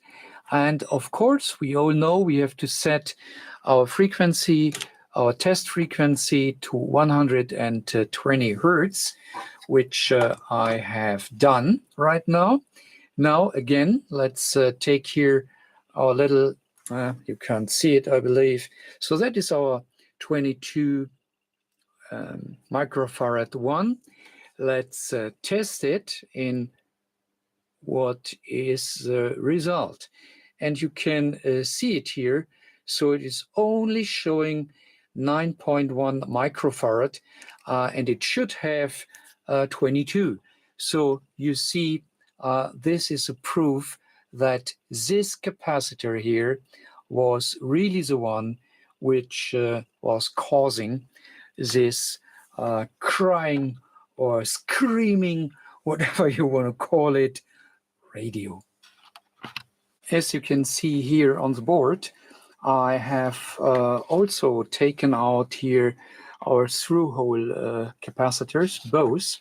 And when we go here to the 330 position, which is here, the C127, so you see that it was already leaking underneath, and that is this guy here, okay? And going over to our tester, I've checked the ESR, and the ESR is not too bad, but when I go and check here the capacitance, you see it has already lost 50 microfarad, and that is a clear sign for that this capacitor is also going bad. Interesting to see is that the other capacitor here, our 470 microfarad, and even that is the one which was touching a little bit the heatsink, as you might remember. This capacitor is fine. So you see, with capacitors, it is always really critical, and so it is definitely good that we really go and swap everything out around our audio amplifier, and we should be good. Okay, what we can see here is all the caps are now swapped out, and we have nice new in also are both through-hole capacitors now with 105 degrees C. So everything should be good here in this area. But other than that, I found another bad guy, and that is this 47 microfarad capacitor, and that is one of the most important cap here in DC buck converter, a negative buck converter, and if this is going totally faulty, we are losing a very important minus 6.2 volt supply. So that is one I'm going to swap as well, because I do not want to risk to have next this cap here completely dead. So let's do that as well. I've tested here around the other ones, which are fine, no problem whatsoever, but that here is dead. And it was really good that we have taken that capacitor out. It already started to leak. I mean, what you see here is not all. Deixa eu cumprimentar aqui o nosso grande amigo Cabral. Grande abraço, hein, Cabral? Tudo de bom, um ótimo dia. Demais amigos já cumprimentei. O Douglas, o Manuel, o Nivaldo. Demais amigos via internet, na live aí com a gente, no YouTube. Demais amigos via radiofrequência. Lembrando, né, você tem também, antes que eu me esqueça, a possibilidade, quem não conhece os caminhos para providenciar um indicativo, né, como faz a provinha, né, detalhes ali do site da Anatel, ok? Tem um caminho que eu indico, que foi o meu caminho, que foi a Labre, ok? Então, também você pode procurar a Labre, ok? Dá uma olhada no site da Labre. Tá? É só colocar no Google, Labre São Paulo, tá bom? Bico. Mais fácil impossível. Entrou no Google, coloca Labre São Paulo, aparece ali a primeira opção já, clica, e você vai estar lá no site da Labre, ok? E uma dica boa, porque eu comecei aprendendo lá na Labre. Era pertinho lá do meu batente, na cidade, ok? Isso lá no Largo São Francisco ainda, né? Tem que a Labre era no Largo São Francisco. E eu saía do batente e ia para a Labre. Quando me associei, já fiz o curso de CW, radioeletricidade, tá bom? E recomendo, né? Aprendi o CW na Labre, ok? Agora, você pode se associar, não necessariamente só para fazer direto classe B. Você pode também se associar, né? Tem vários benefícios, ok? E utilizar esses benefícios a seu favor, tá bom? E pegar todas as informações. Você pode conhecer a sede da Labre, né, num primeiro momento via internet, né, e depois vai pessoalmente lá para você conhecer a Labre, ok? Tem vários serviços que eu já usava na época que era muito bom, ok? Então, mais uma dica aí, né? Para você que não tem ainda tudo no jeito para fazer ingresso no radioamadorismo, tem mil dúvidas, né? Não sabe como fazer a inscrição, enfim, tem a Labre te ajuda também, né? Como me ajudou, como ajudou um monte de amigos, né? E a gente tem vários amigos radioamadores que estão lá na Labre, ok? Então, aproveita, né? Você que está aí na dúvida, também vai na Labre, conhece a Labre e, se for o caso, se associa e boa sorte, tá bom? Um dos maiores benefícios que eu acho que eu tive, né, na Labre foi o birô, né? O que é o birô? O birô é a central de QSLs, ok? Todos os cartões de contatos que eu fazia a nível Brasil, a nível internacional também, né, qualquer lugar do planeta eu punha na Labre, ok? E a Labre se incumbia, como se incumbe até hoje, de mandar esses QSLs para todo o planeta. Tá? E também você recebe, ok? Da mesma forma que eu mandava aí QSLs para todo o planeta, eu também recebia, né, os cartões postais de um monte de países, ok? Então, além do serviço de birô, tem uns cursos, né, que a gente fez também, né? Como eu falei, CW, radioeletricidade, tem palestras, tem eventos, né, cursos para te ensinar a fazer um monte de coisa, é bem legal, hein? Vale a pena. Então, e é baratinho, ok? Eu estou falando isso porque eu fui beneficiado pela Labre e você, de repente, não está conseguindo fazer inscrição, não sabe, está perdendo tempo, né, e tem vergonha de conversar com algum amigo radioamador, vai na Labre, ok? Passa na Labre ali e se informa como funciona e boa sorte, tá bom? Do contrário, né, você pode ir direto no site da Anatel, né, e ver também as apostilas, né, e fazer tudo por sua conta. Tem as duas opções. Tá? Se você consegue fazer tudo sozinho, maravilha. Se não, tem a Labre, tem amigos radioamadores aí, teus vizinhos, ok? É questão de você entrar em contato com esses teus amigos, tá bom? Várias opções para você sair aí do anonimato, ok? E boa sorte. E vamos em frente. Oportunidade aos amigos com um bom dia. Switch it out. Hopefully we can switch it in. Looks good. Yeah, for the short moment it is holding its memory, but I'm not sure if our lithium battery is still fine. So let's go and check that next. Okay, so let's check our lithium battery here. Negative and the positive pole. And yeah, that's exactly what I thought. So battery is dead. So that means we need to replace the battery as well. And then we can go ahead. Our new lithium cell is in, and now we can go over and swap out our capacitor here on our control board.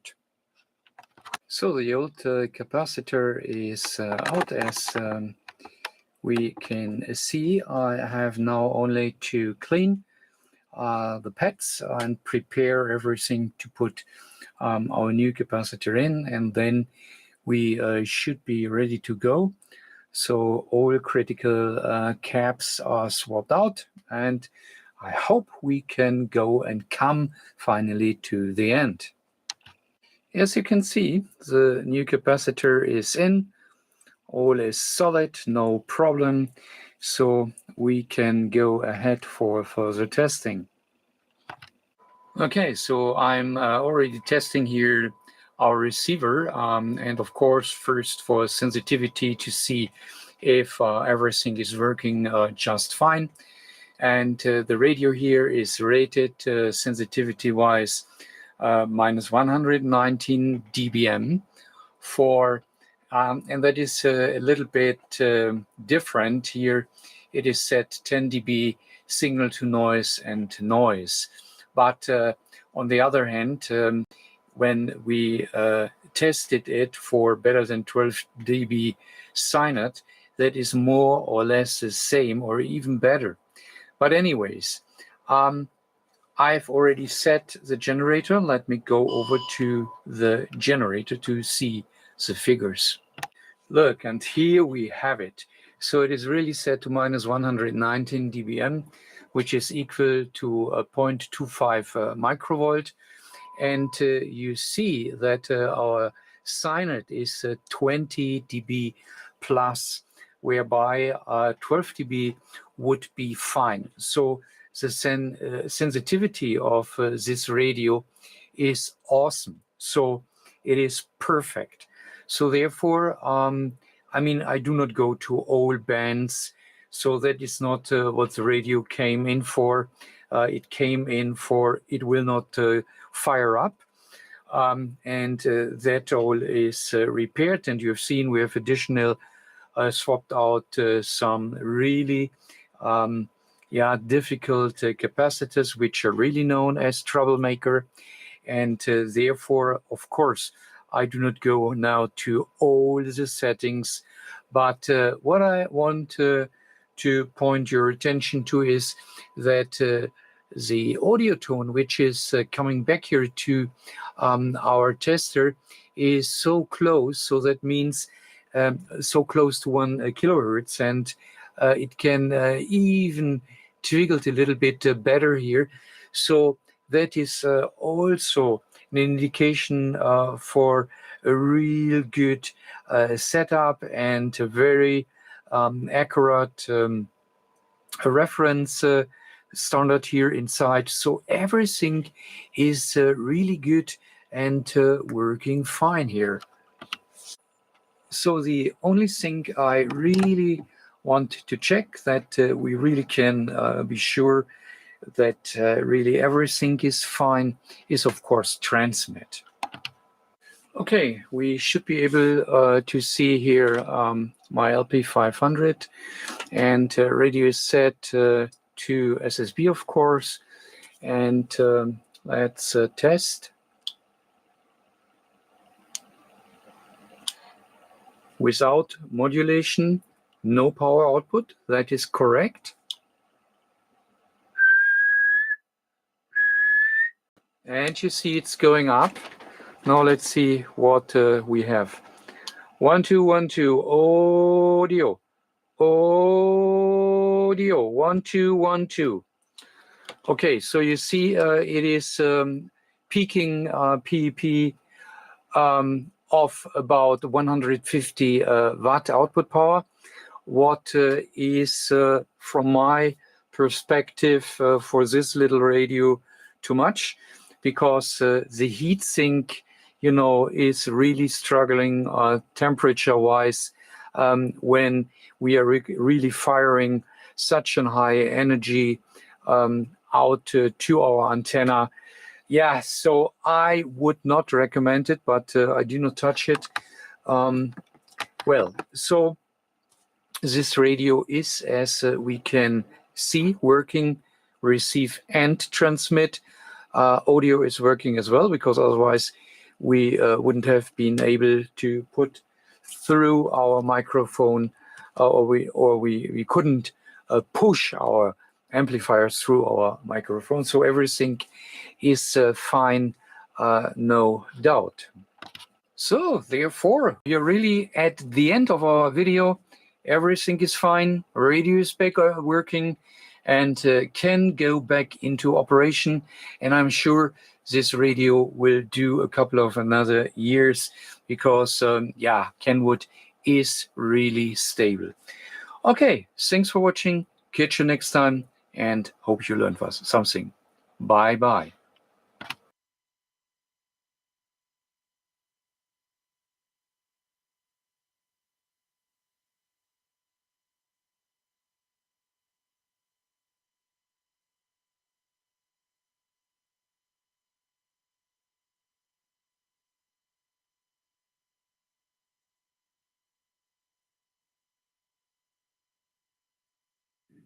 Tá, essa rodada trouxe a motivação para me iniciar nesse universo. Tá? Então, o tema de hoje é motivação, ok? Qual a motivação? Você pode ter vários tipos de motivações. Ouvindo, né, várias rodadas em diversas bandas, em HF, VHF, 11 metros também, né, por que não? Mas, no nosso caso, né, a motivação foi uma rodada em 11 metros.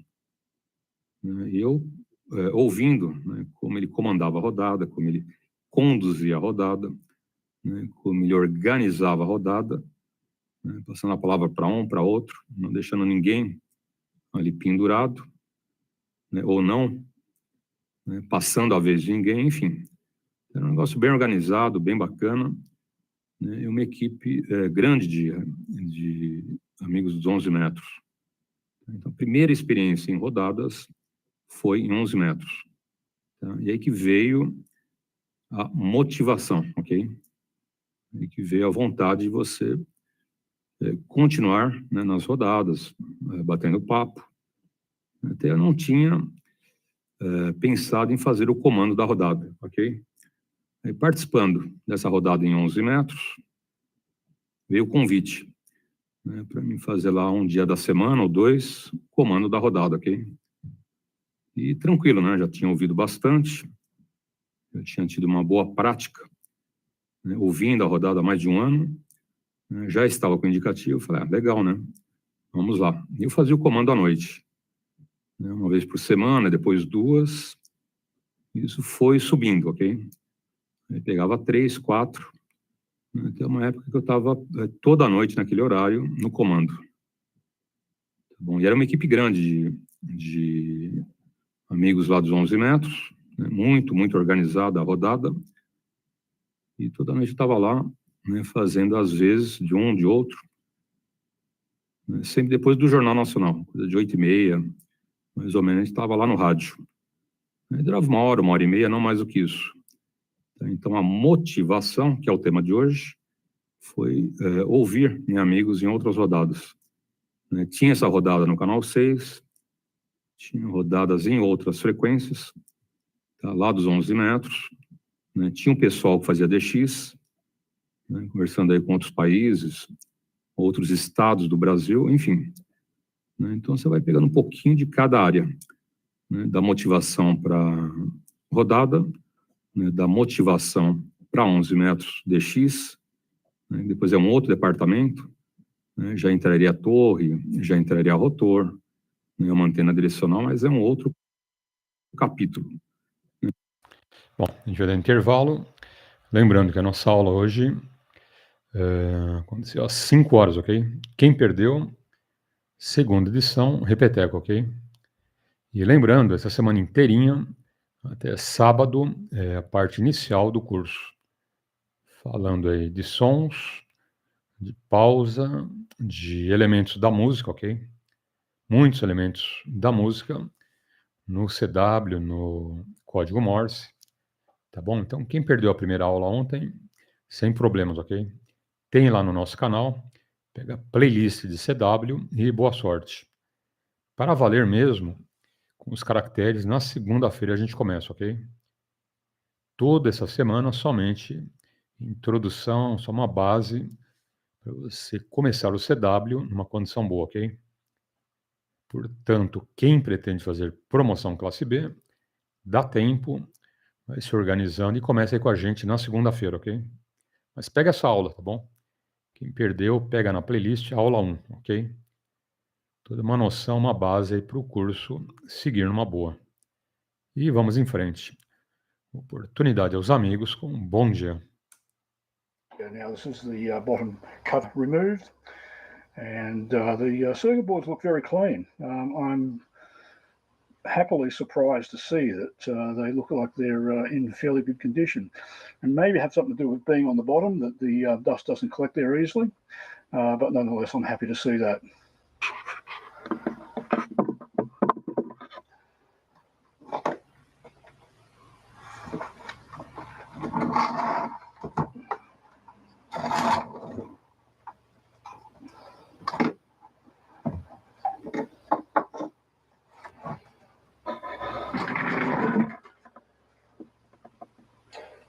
Okay, we're now looking at the top of the radio, and a little bit of dust, but also pleasantly surprised to see that it's not in terribly bad condition. A little bit of metal wear along there, but there's no rust, and very little dust. So that's all a positive sign. Okay, we've got the speaker plugged in so we can hear what the radio does when we switch it on. And we've got that annoying tone again. So this is in the top of the radio. So having a bit of a look around. The relays in question for the filters, which are also definitely part of the problem, in the back here, and that's the power amp here. So we're going to remove that to gain access to them. And I think what I'll be able to do is to remove the covers, and we'll clean the contacts. Okay, you'll notice that the tone has largely resided, but it's still there, and it would be desensing the receiver. Ô, Roberto, bom dia. PY2EXU Romeo Bravo Delta, grande abraço. Como está o amigo? Como está a esposa? Os nossos amiguinhos aí do reino animal? Tudo em paz, tranquilo? PY2EXU Romeo Bravo Delta, PY2EXU adiante. Maravilha, Paulo. Bom dia a você, a todos.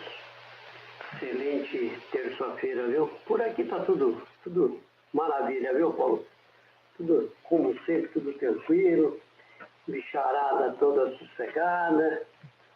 Né? Tudo um novo hóspede se adaptando. Aliás, já se adaptou bem, já tá tranquilo. Então, tá tudo jóia, viu? Sem novidades. Né? Como diz o outro, sem novidades.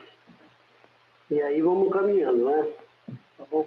Já levantei cedo, hoje eu levantei às 5 horas da manhã. 5 não, 5 eu acordei.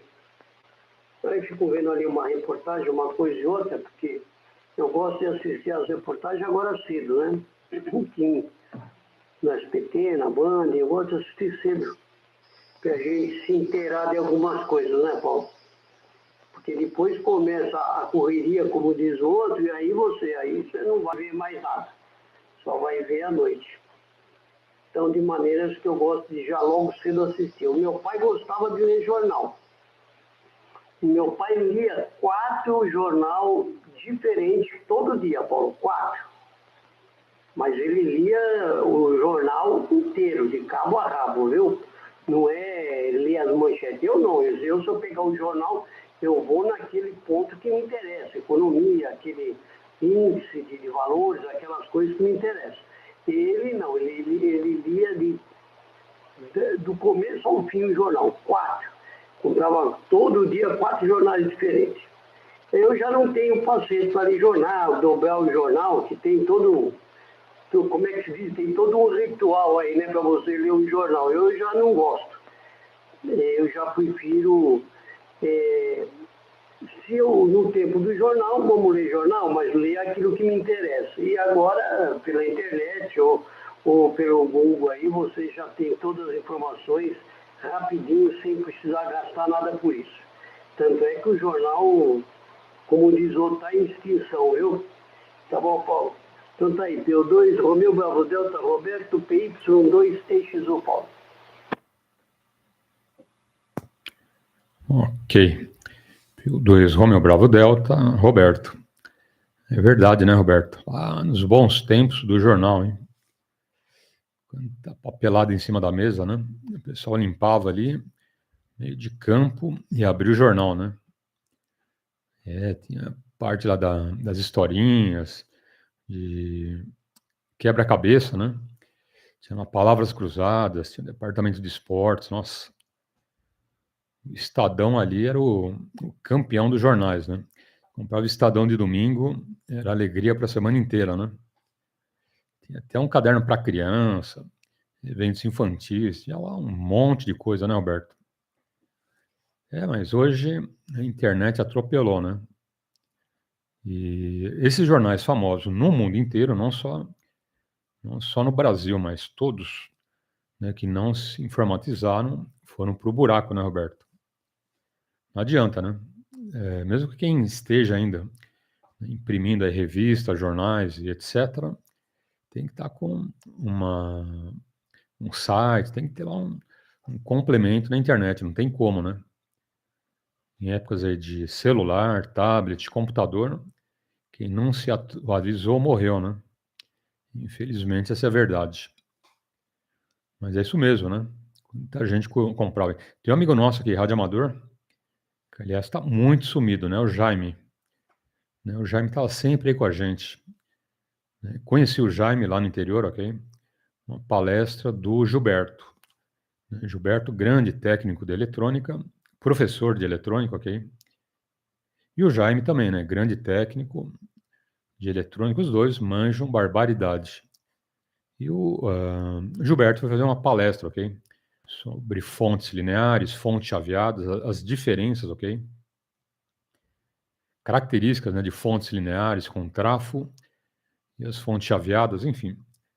Né? E eu com o Jaime ficamos lá no papo um tempão, né? Depois eles almoçaram lá com a gente, né? Mas conheci os dois grandes experts em eletrônica. E o Jaime, né, além de tudo, era um desses devoradores de jornais, ok? Eu acho que é até hoje, hein? Faz tempo que o Jaime não aparece aqui na rodada, ok? Mas também ele comprava todo dia uns 4 jornais. Né? E lia tudo, viu, Roberto? Né, o que eu não gostava, eu passava por cima, né? Mas quem curte aí, como o senhor, seu pai, né? Lia de fio a pavio, né, Roberto? Não passava nada em branco, né? Esporte, com certeza o seu pai gostava das palavras cruzadas, né? Tudo de um desafio diferente. Legal, né? Muito bacana. E hoje a coisa tá tudo aí na internet, né? Qualquer novidade lá no Japão, em um segundo a gente sabe aqui, né, Roberto? Mas tá bom. E depois me comenta, né? Mudando aí de alhos para bugalhos, né? Se já chegou aí lá para o litoral, ok? Ou se por enquanto negativo. Bom, mais alguém na frequência? PY2, Romeu, Bravo Delta, adiante. Ok, Paulo. Não, Paulo, não fui não, porque com esse negócio aí do Pelé, ficou um negócio louco lá, hein, rapaz? Juntou tudo que já tava lá.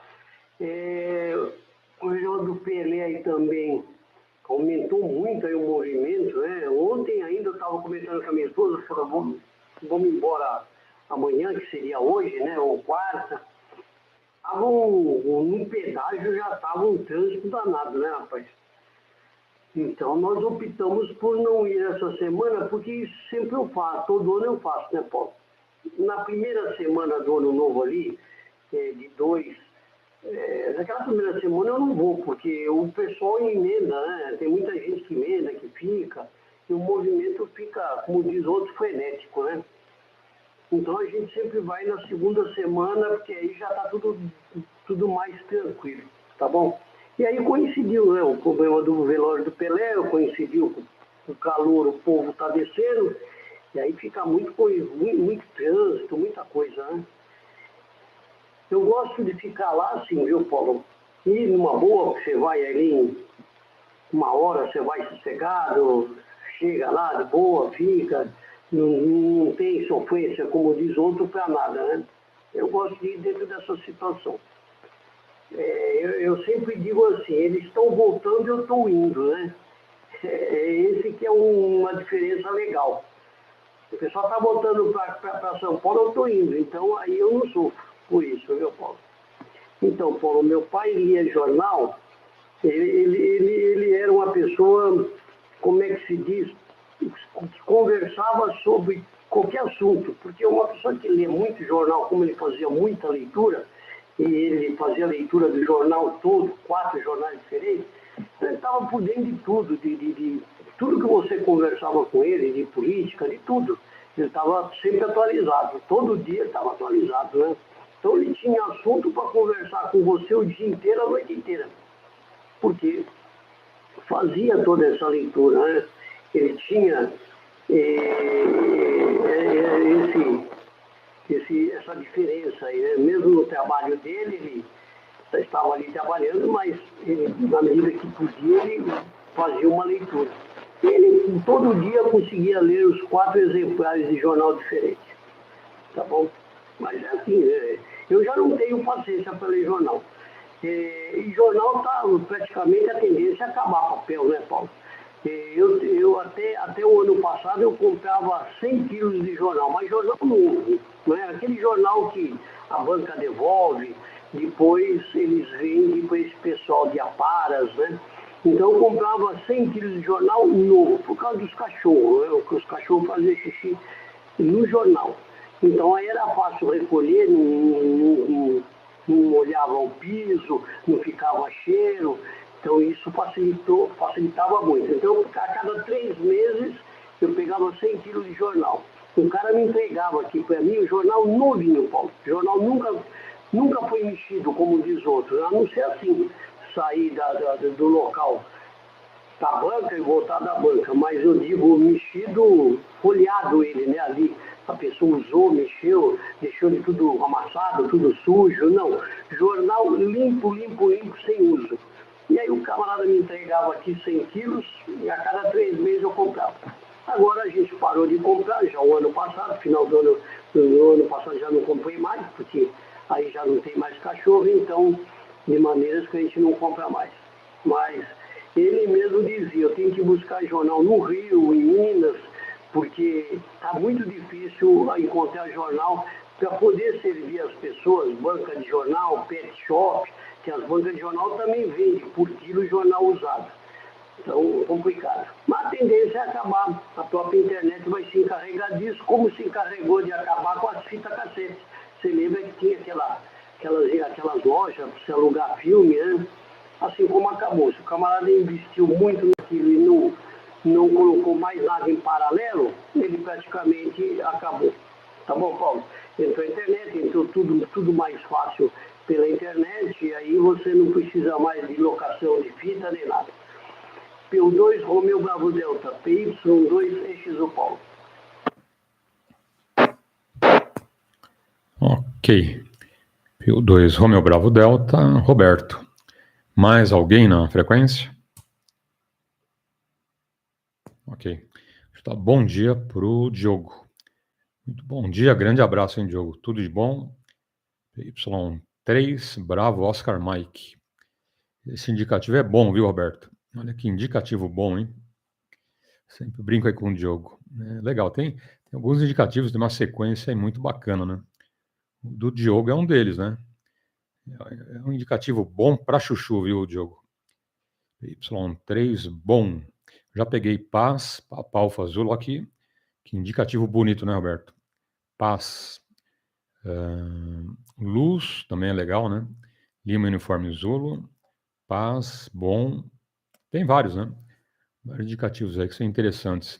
Quer ver um legal do Daniel, hein? Nossa, toda vez que o Daniel vem na rodada, não tem como não falar do indicativo dele, viu, o Diogo?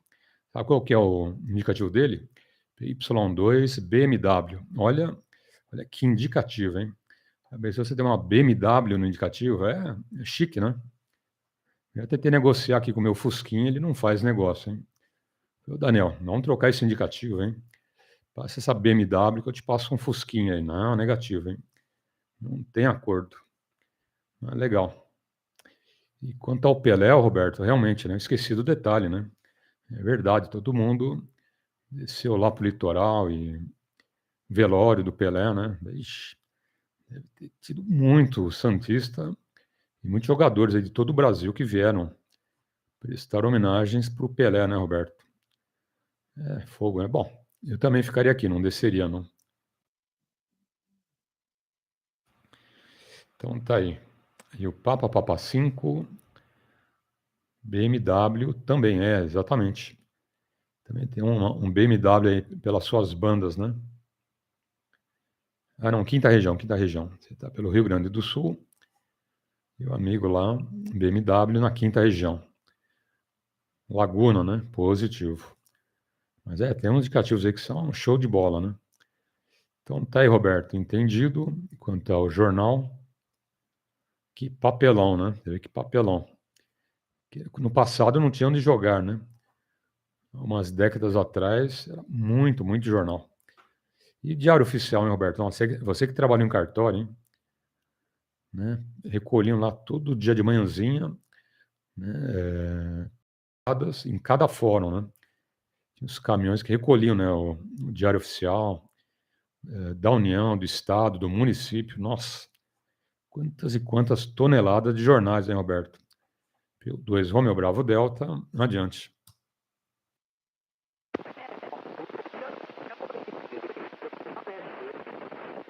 Ele ainda prevalece aí, mas jornal, de modo geral, a tendência é acabar, né? Eu, aliás, diminuiu muito, hein?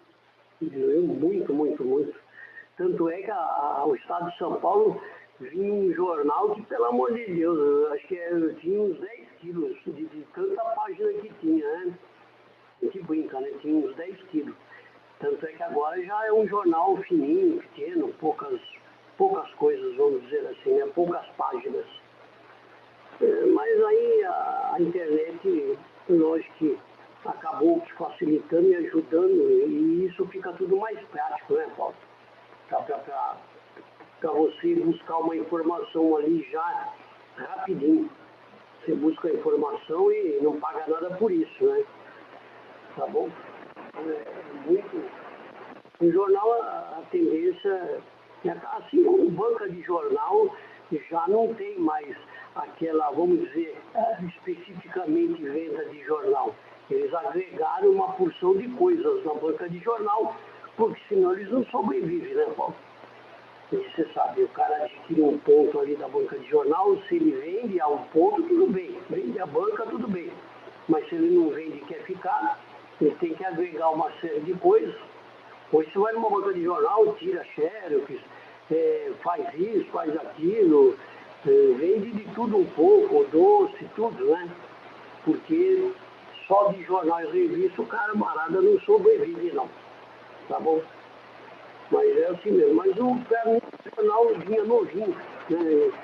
Chegava limpinho, né? Então, você usava um jornal, os cachorros tinham o hábito de fazer no jornal, nunca fizeram em qualquer outro ponto, sempre no jornal. E isso facilitava uma barbaridade. É só recolher o jornal, colocar no lixo, né, no cesto, e ficava fácil. Não tinha sujeição, cheiro, nada. Às vezes a gente fica, como é que é interessante as coisas, né, Paulo? Tinha os cachorros e não tinha cheiro de urina, isso que é interessante, né? Tá bom? E o que é importante também, mesmo os gatos não tem cheiro de urina de nada, né? Porque é sempre feito ali a manutenção. E já sabendo o horário em que cada um faz, cedo e pela tarde, então isso fica fácil de manutenção e de limpeza e não fica cheiro algum. Tá bom, Paulo? Paulo, o pessoal lá foi tudo pra... Eu ainda brinquei com a minha esposa ontem à noite ainda. Falou, tá aí tempo da gente ir lá visitar o Pelé, quer dizer, ir lá fazer aquela despedida lá pro Pelé, né?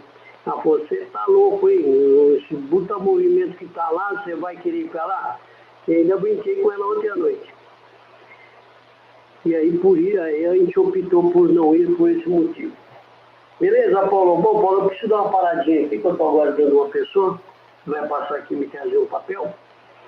E mas qualquer coisa eu estou por aqui. Mas eu não vou ficar ausente, porque aí o camarada chega lá, você já tem que estar lá, porque senão já viu, né? Já tem que estar ali na porta para pegar o papel. Ok? Tenha aí um ótimo dia, um bom QAP, a você e a todos, e vamos em frente. O menino lá do bom é legal, né? É indicativo legal, né? Tem uns indicativos aí que é bacana. Mas o meu não ficou ruim, só faltou uma letrinha ali que eu queria, mas não tinha, então ficou desse jeito. Tá bom?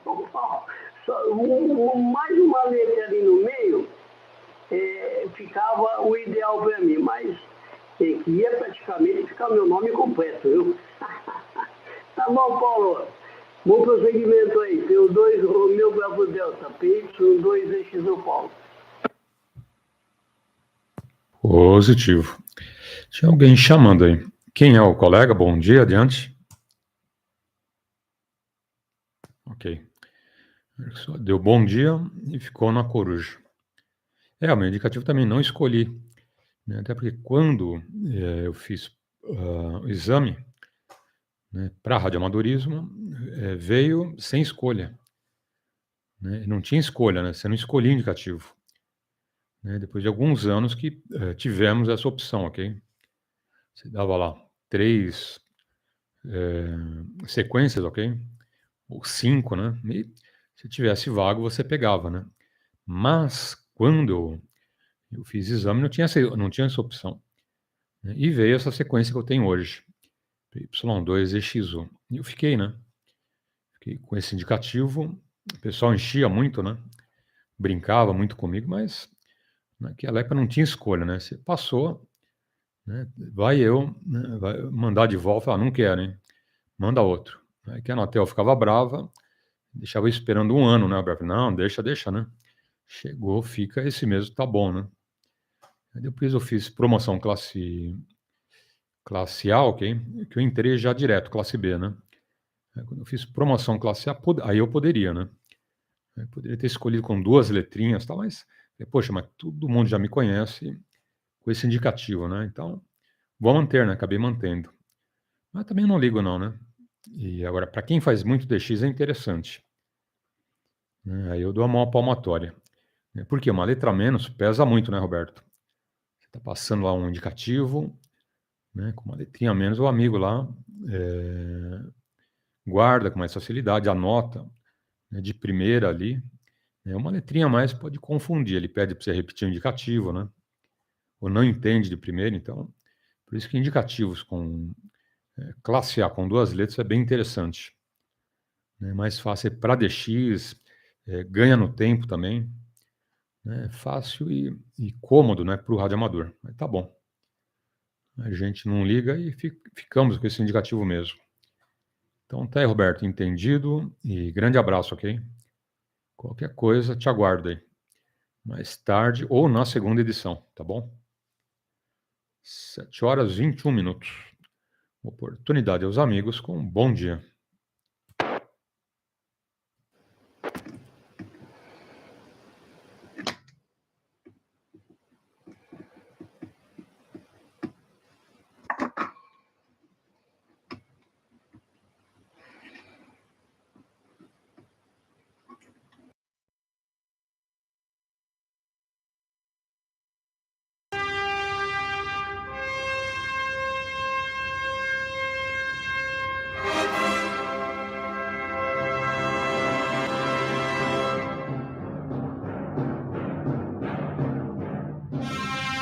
Ham Radio Concepts, the place to come for amateur radio videos.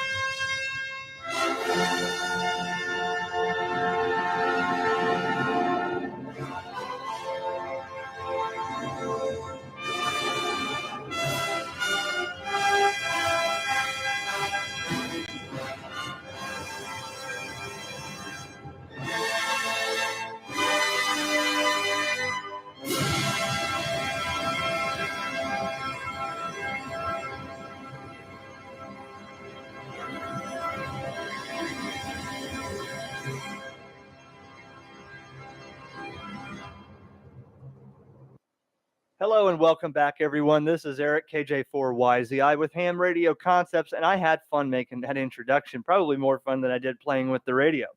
So we're checking out today the FTM400D, thanks to, as you've seen in the introduction, gigaparts.com for allowing me to borrow these things to bring it to you in video, because without Gigaparts and getting these in my hands, I wouldn't be able to show you this cool stuff in video. So I really appreciate what they did, and I figure I can give them just a big thank you in the introduction showing their stuff.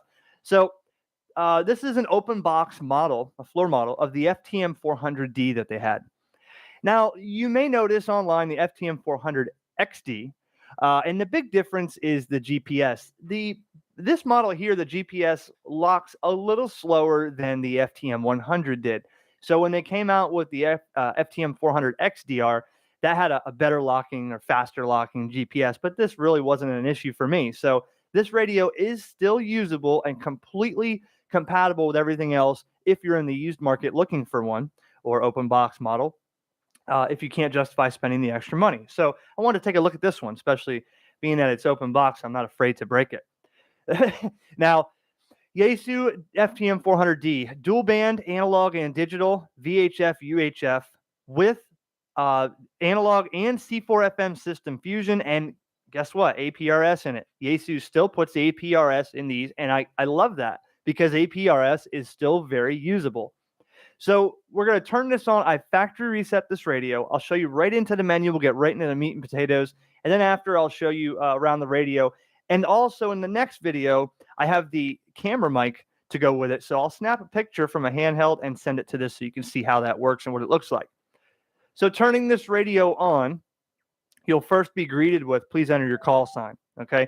The beautiful touchscreen display, if my camera really can do it justice, is just marvelous. I mean, if you had this in your vehicle, well, with this touchscreen, very highly advisable not to have it on your dashboard in direct sunlight for a while. But not only that, don't have it on your dashboard so it gets, vandalized or broken into and you get your head unit stolen, because that would, if someone was looking at this through a window and it was on, it really looks technical. So keep that out of the way. I know I had a Kenwood years ago that had a big LCD screen on it, and in the sunlight for a while, it turns it black.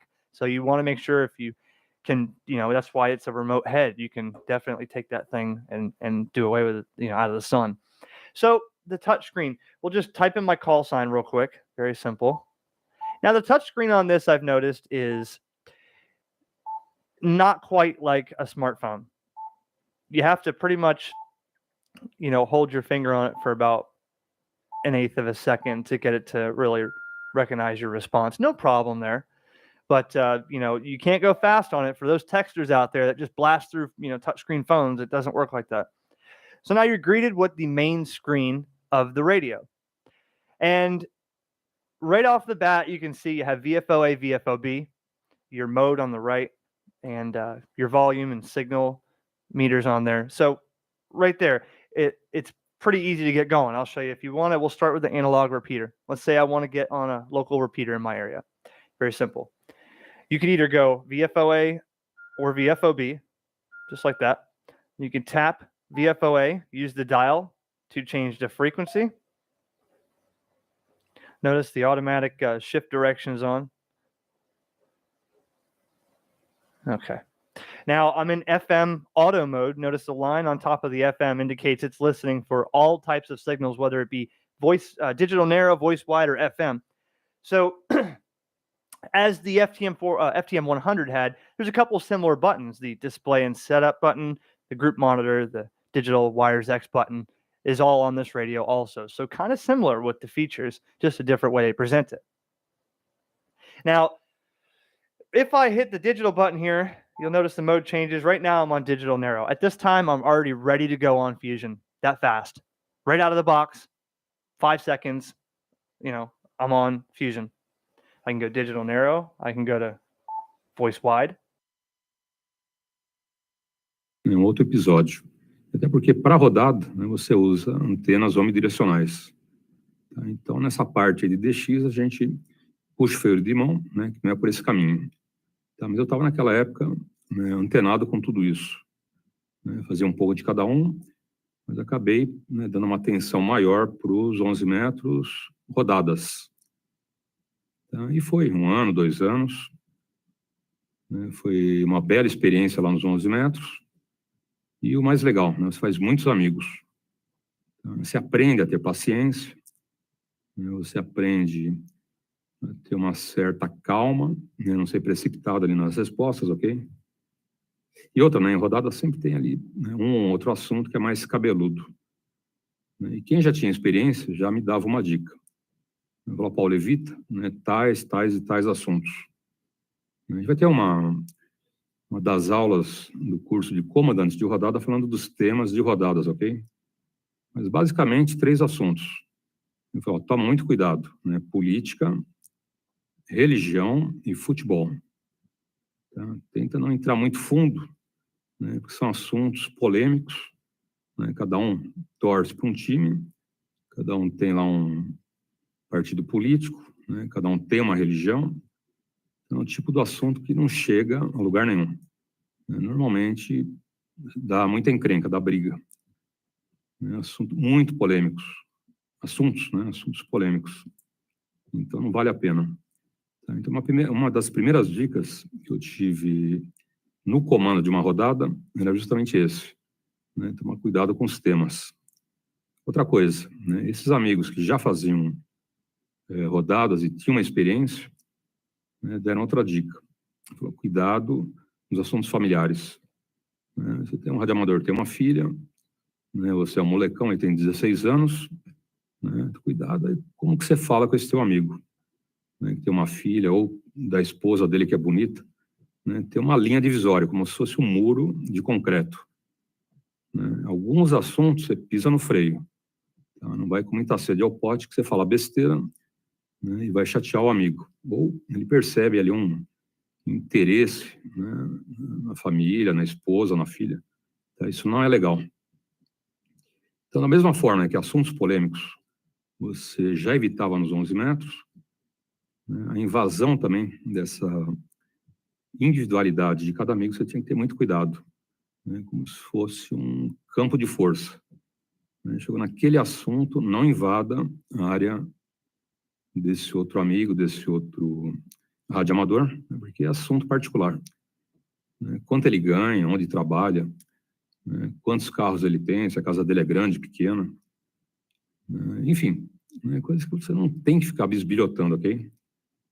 Né? São assuntos particulares lá do amigo e, né, você aprende a ficar na sua.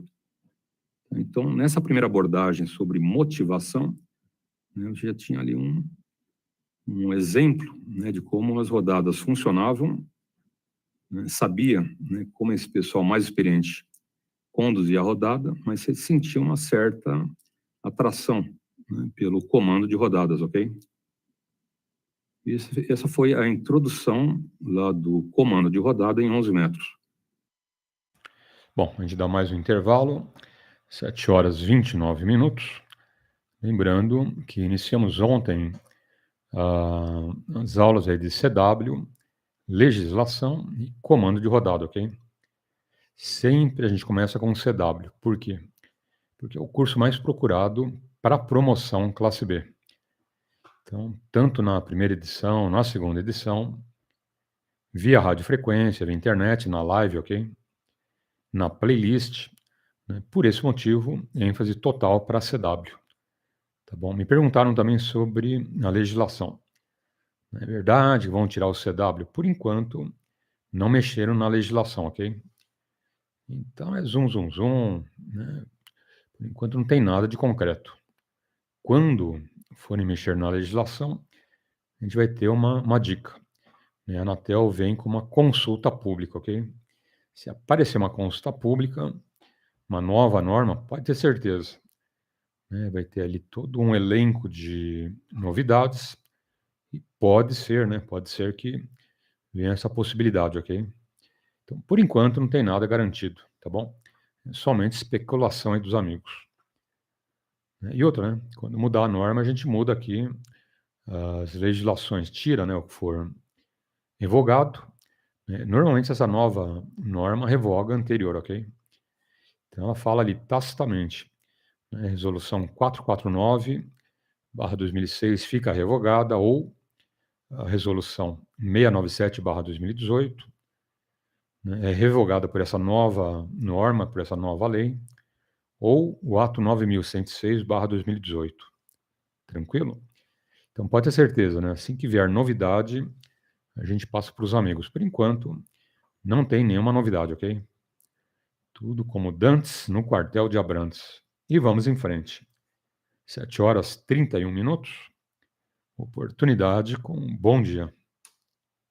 You can see that there is activity when something comes on. I'm going to go to the APRS frequency just so we could see, because there's always something going on there. Just so you can see what it looks like on the scope. And that's very useful for people looking for stations. And I like the fact that it's got the real-time scope. So you can see in the middle there, those are APRS stations that are being picked up on the scope. And the digipeater and all that. So if you had a bunch of stations talking in a situation, you'd see a bunch of them on, and you could scroll over, scroll the band scope over and see what frequency they're on, right? So what else in the menu would we need to use right away? I mean, you get your memories, you got your scan, data. Let's see what data is. Let's see what's in data. Okay, so data is for, connecting it to the computer, because it does come with a PC connection cable. And you can use this radio with an HRI 200 to create a node also. Show you that on the back here shortly. So data features in here. So, right away, if I wanted to get on the radio and get on Fusion, here, I'll do this. We'll go right to a WiresX repeater. 145130 is the AB4AZ repeater. We'll go to digital narrow, hold the WiresX button on the left, and it's going to come back with, okay. So right now, that's the AB4AZ repeater. Now, we'll go down here to all.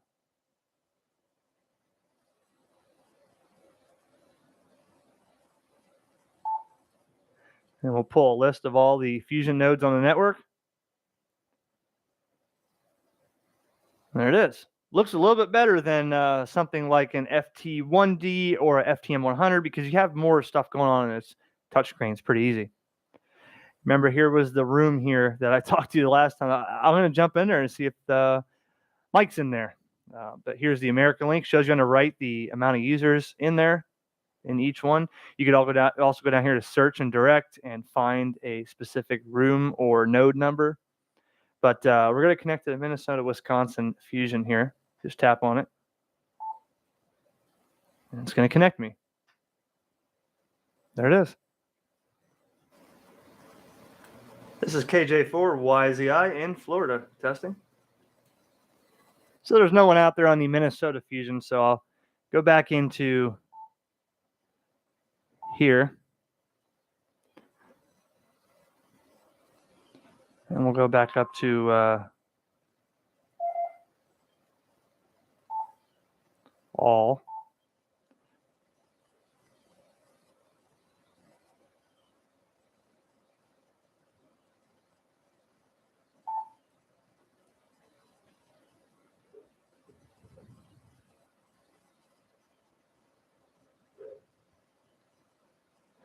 So I'll go back over here to the America link, connect to that one. KJ4YZI in Florida listening.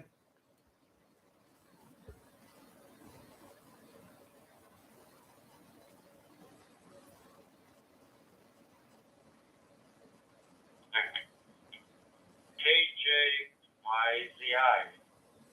Good morning from Holland, Michigan, and 8XPQ.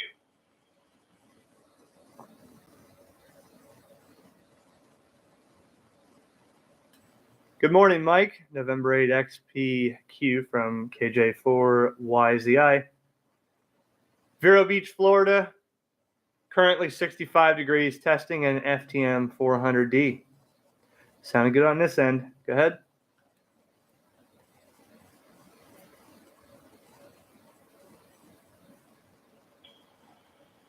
Well, very good. I'm also using an FTM 400, but it's one of the original ones. Just on my way home from the gym and just turned the radio on in the truck and heard your call come across. So, wanted to say hello. I have a few mile ride home, so I give you a call. We have overcast skies here today, kind of dreary. I think it's going to be that way pretty much all day today. Yesterday was sunny and pretty nice. It's a little cool, but all things considered, it's not too bad. We have 39 degrees here today. I think it was low to mid 40s yesterday, but I made it feel a little bit warmer. Back to you. Now I don't have the GPS set up after I did a factory reset, but in that process, I could hit the display and see his distance and heading from me. Yeah, very good, Mike. Yeah, I'm on one of the originals too, the FTM 400D, not the XD, but seems. Oh, fine. Yeah, sounds good. So, all right, I'll let you run. Pleasure meeting you, and I look forward to catching you here again on American Link. Take care and enjoy the rest of your weekend. Catch you next time. KJ4YZI from NXPU in Michigan. We'll see ya. All right, Mike, stay warm up there, and 7-3, KJ4YZI. So check this out as a little preview here. So I have the camera mic plugged in. There's a camera on top. So I'll just snap a picture real quick of the radio. Now you have to have an SD card in the radio to do this, but just take a picture like this. Then it pops up on the screen. There's a picture. And I'll show you that right here, which is on the actual SD card of what the quality looks like. Let's take another one. Wow, my desk is a mess. I don't want you to see all this. See how that comes out.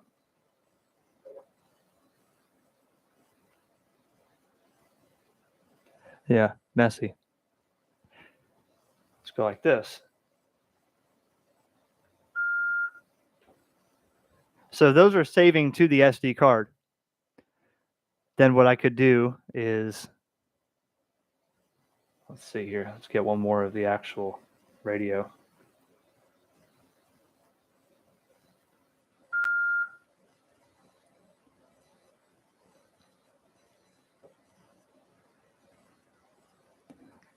It's not bad, you know.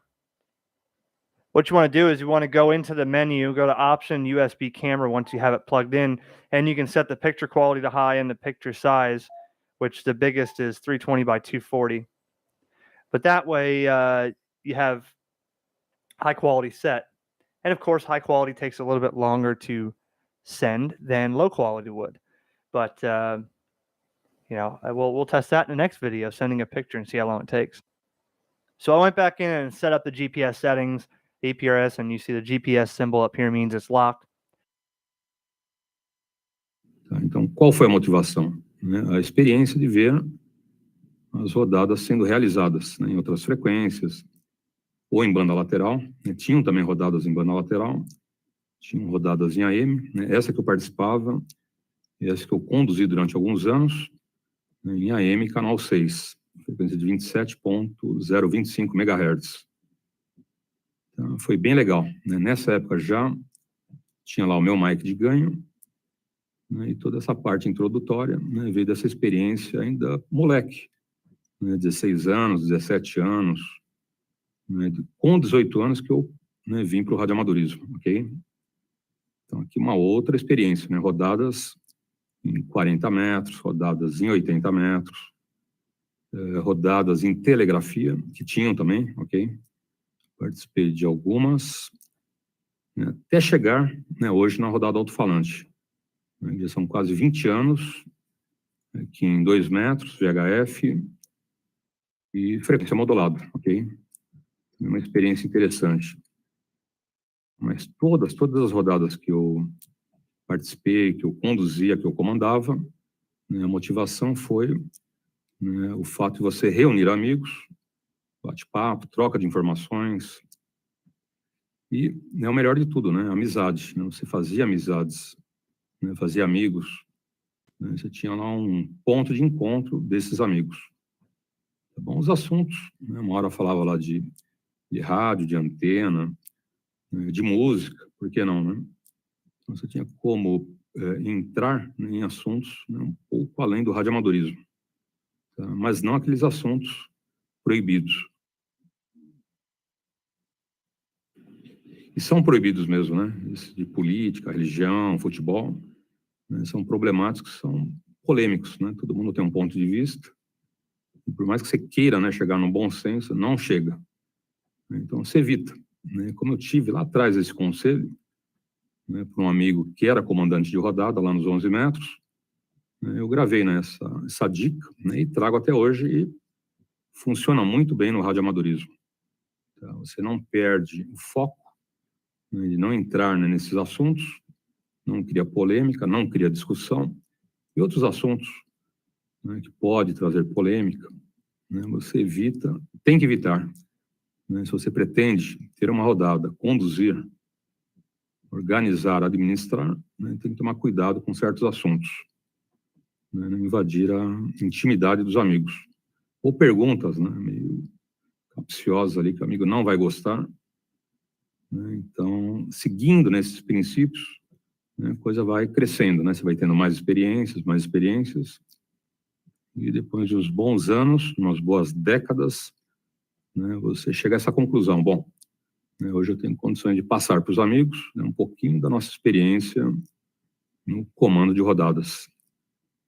Uma outra grande vantagem de uma rodada, você consegue harmonizar todos os amigos, né, tanto iniciantes, né, que estão aí poucos meses no rádio, como veteranos, né, que estão há 30, 40, 50, 60 anos no radioamadorismo, ou até mais,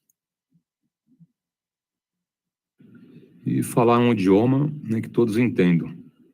Né, não ser arrogante, né, não desprezar quem está iniciando no rádio, né, super importante, né, que cada amigo que inicia, né, tenha em você, né, como comandante, um amigo, né, um aliado que vai ajudar esse amigo, né, não um oponente, né, que vai falar mal dele, da antena, do rádio, né, que ele é muito novato, enfim, né, qualquer tipo de comentário nesse sentido, totalmente desnecessário. Né, você desmotiva o amigo, né, ele fica chateado e cai fora, não volta mais na rodada, ok? Então, acho que o primeiro ponto importante, né, nós lembrarmos, vai fazer uma rodada, você tem que ser muito ponderado, né, muito equilibrado, né, segura a onda, tem provocações, né, de vez em quando pinta um amigo ou outro ali que dá uma cutucada, ok? Você não vai se expor, né, saindo falando palavrões, né, que vai na casa do cara e vai brigar e vai bater, enfim. Então você tem que ter uma certa rédea na mão, né? Em cada momento pode surgir uma situação que você segura, né, pisa no freio e não vai adiante. Né? Isso em nome do radioamadorismo, em nome da rodada, né, em nome da família, né, que tem esposas de amigos te ouvindo, tem crianças, né, tem vários amigos, né, que os filhos ouvem a gente. E aí? Né, você perde a estribeira, né, perde o controle e fala um monte de besteira, não é legal. Tá? Então, até para começar uma rodada, né, você tem que pensar se você é um cara estourado, se você é um cara que segura a onda ou, né, tranquilão. Bom, a gente vai dar mais um intervalo e já retornando, ok? Lembrando que começamos ontem o curso de CW, ok? Quem perdeu, pega na playlist aula número 1. Tranquilo? E vamos em frente. Oportunidade aos amigos com um bom dia. And also make sure you check this even after this video, because sometimes Gigaparts has blowouts or they have specials, and this radio may be $4.99 at some point. So you can't go by this video here. Always check and see if there's a holiday special or a blowout special when you're looking at prices. I normally don't show prices because of that reason. It may be different when you're looking at this 2 months later. I could recommend the Atom software is a lot better than the Yaesu software. I had a FT1D and it was impossible to use the Yaesu software. I guess they try, but it doesn't come close to the Adams. Adams has software for every radio. Now, for my blind hams or blind subscribers that ask me, is there something with a voice guide? And they always want to know, yes, this voice guide unit that works with the 100D also works with the 400. So it'll read out the current frequency on the main band, record an incoming signal, and more. An optional board that you can put in the radio to help with the visually impaired. Adapter plates for mobiles, mounting brackets, speaker microphone. And that's the same speaker microphone I had with my FT2DR. So camera microphone rather, speaker camera mic. Bluetooth unit does also offer hands-free operation, remote PTT over Bluetooth to this radio, an additional board that you can buy as an option to plug into that radio. And so there's your accessories for the FTM 400. If I wanted a mobile rig, a digital mobile rig that did something like this, it would be this. It really would be this.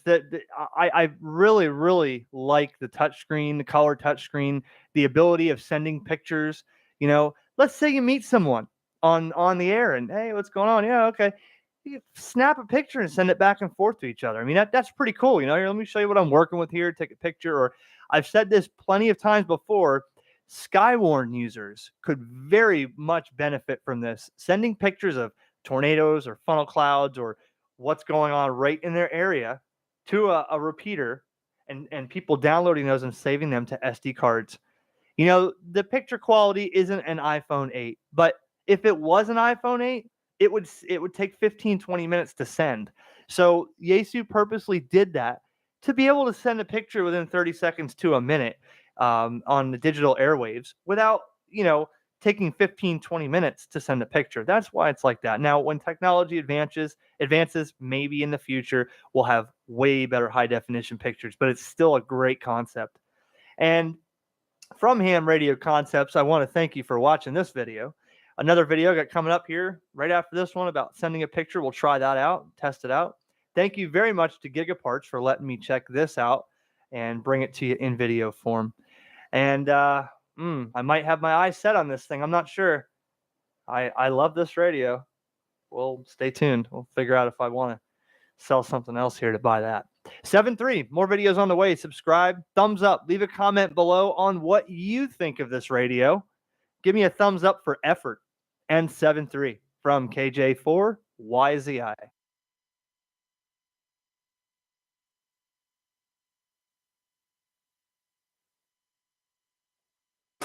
Hi, and welcome to another episode of TRX Bench.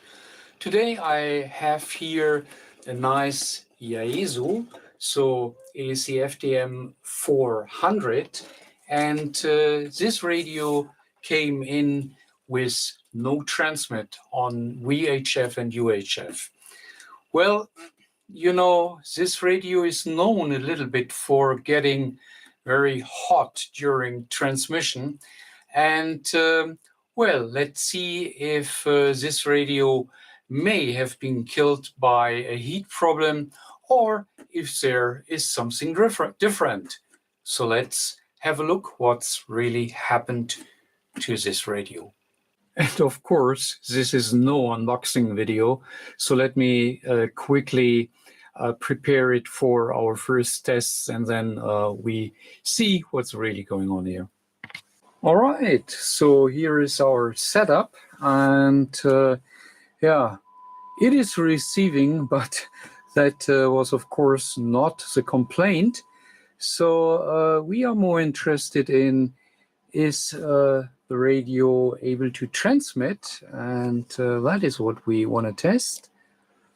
And what we can see so far is that here our transmission bar is lightening up. So the radio is obviously switching into transmit, which is good. So let me see. Setup. No, that is wrong. I'm looking for output power, and yeah, So TX power is switched to high, and we can switch it to low. We see the bar is not going so far. On mid, it is not full, and on high, you see now our bar is fully on the right side, which is telling us, so it is switching here without any problem. Yeah, we are on our high setting, and I read on high 380 milliwatt. Yeah, what we can see here, so it is jumping a little bit, but basically you see that is the maximum power on UHF. So let me switch the radio to VHF. Let's see what we get there. There we get obviously 7 watt, but it is also our high setting, which is of course not right. So let me double check here. If I go down to low power on VHF, yeah, it is 1.5.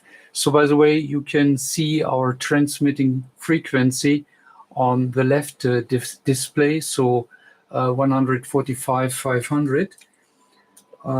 So that is setting on low 1.5, and on mid we have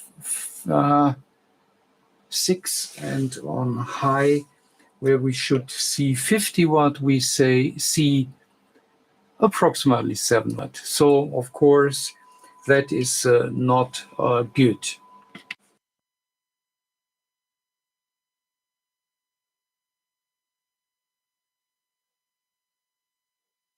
Okay, but before we go ahead and cracking off here our radio, let us do a factory reset, which we can perform by pressing display for more than 1 second, and we get our setup menu, and there we find reset and clone, of course what we want to press, and you see here the different reset functions we have. What we do is a factory reset to be really sure that old settings which might have been done are reset to factory, and then let's do another test to see if that does something. Okay, so factory reset, and of course I press OK here, and you see it is resetting, and now it is completed, and you see asking me putting in you know, a code sign. I just want to go over, and now we can set again.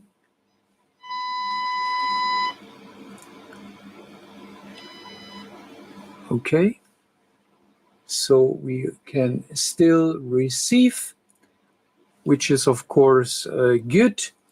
And now let's check if we can transmit.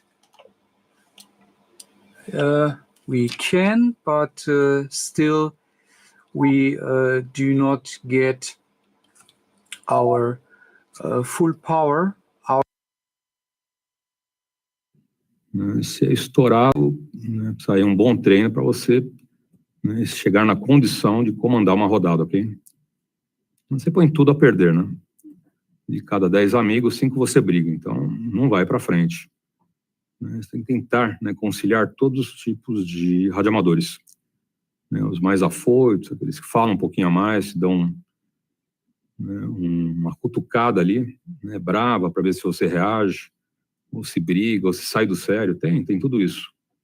Então, 99%, né, dos amigos, ponta firme, mas sempre tem um outro lá que dá uma cutucada, ok? E você tem que segurar a onda, né, tem que ser educado, não significa que você é menos do que ele, mas significa, né, que você tem consideração ao radioamadorismo. Né? Em nome desse respeito, você, né, segura aí, né, a rédea bem firme, ok? Mas que você queira, né, sair dessa condição e provocar encrenca, não vale a pena, tá bom? Então, hoje no tema motivação, a gente fala aí de vários exemplos de rodadas que você pode se basear. Tá?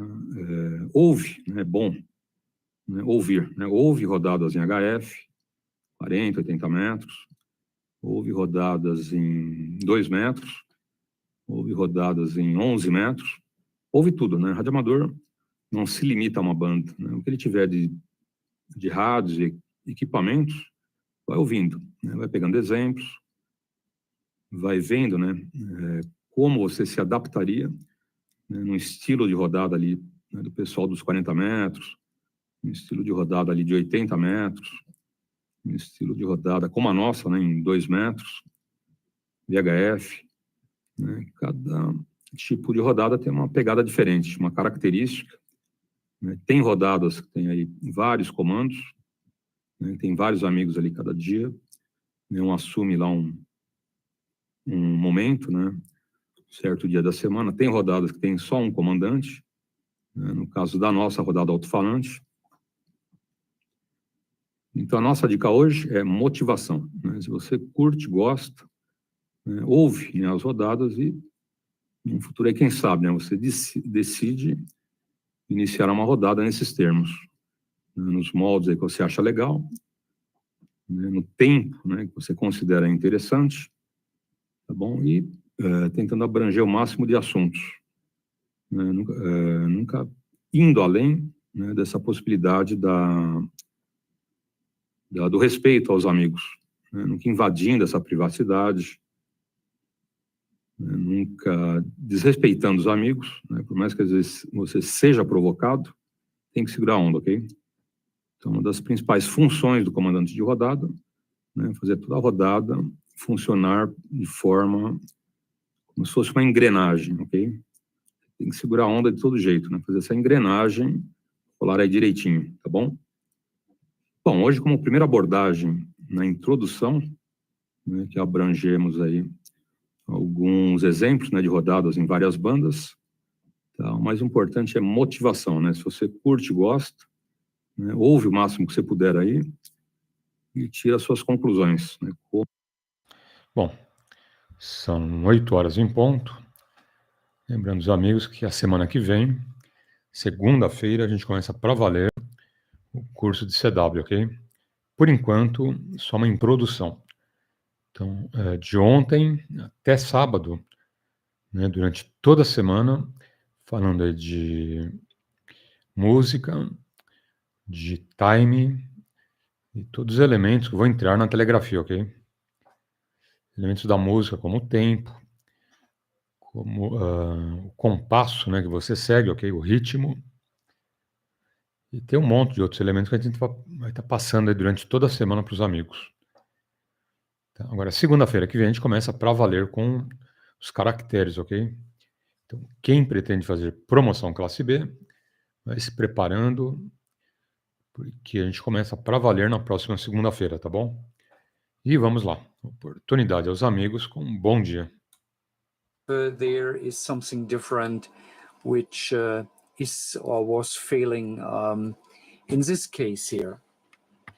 Okay, so really the first what we could do is testing if our voltages our supply voltage is there, and if the switching voltage is there, and of course, what's about our bias voltage for our MOSFETs, because the power amplifier itself is a double pack MOSFET amplifier, and then we have here our driver, right? And which is of course a MOSFET as well, and under our ground lead here, this here is a pre-driver, which is a MOSFET as well. That means finally we need our drive voltage and our supply voltage. That means that here we should read our supply voltage, which is the drain of our power amplifier, right? And at the gate, so as it is a dual pack, we have here a gate and here a gate, we should read our bias while we are transmitting. And the same we have, of course, here at our pre-driver, at our output. So that means drain, we should read our supply voltage of 13 something. And at our gate, we should read our bias. And of course, the same we have with our pre-driver. And that is, of course, now the first we will check. Okay, so this way we should be able to see both. Okay, so the first is our plus B, which should be always available, and it should be here at our drains. And as you can see, 13.6 volt, that is fine. And at our gates, we do not have nothing in the moment of time because we need to press our PTT. But let me first of all check our supply voltage at our driver, which is here. And you see that is given as well. Okay. Then next will be our supply voltage at our pre-driver, which should be present there. And yeah, you can see we have our 9 volt. So the pre-driver is sitting on a different supply voltage, which is 9 volt. And that means all our supply voltages are given. When I now switch into transmit, we should be able to read our bias voltage. So we start at the gate of our pre-driver. So let's see, I press, of course, I press PTT,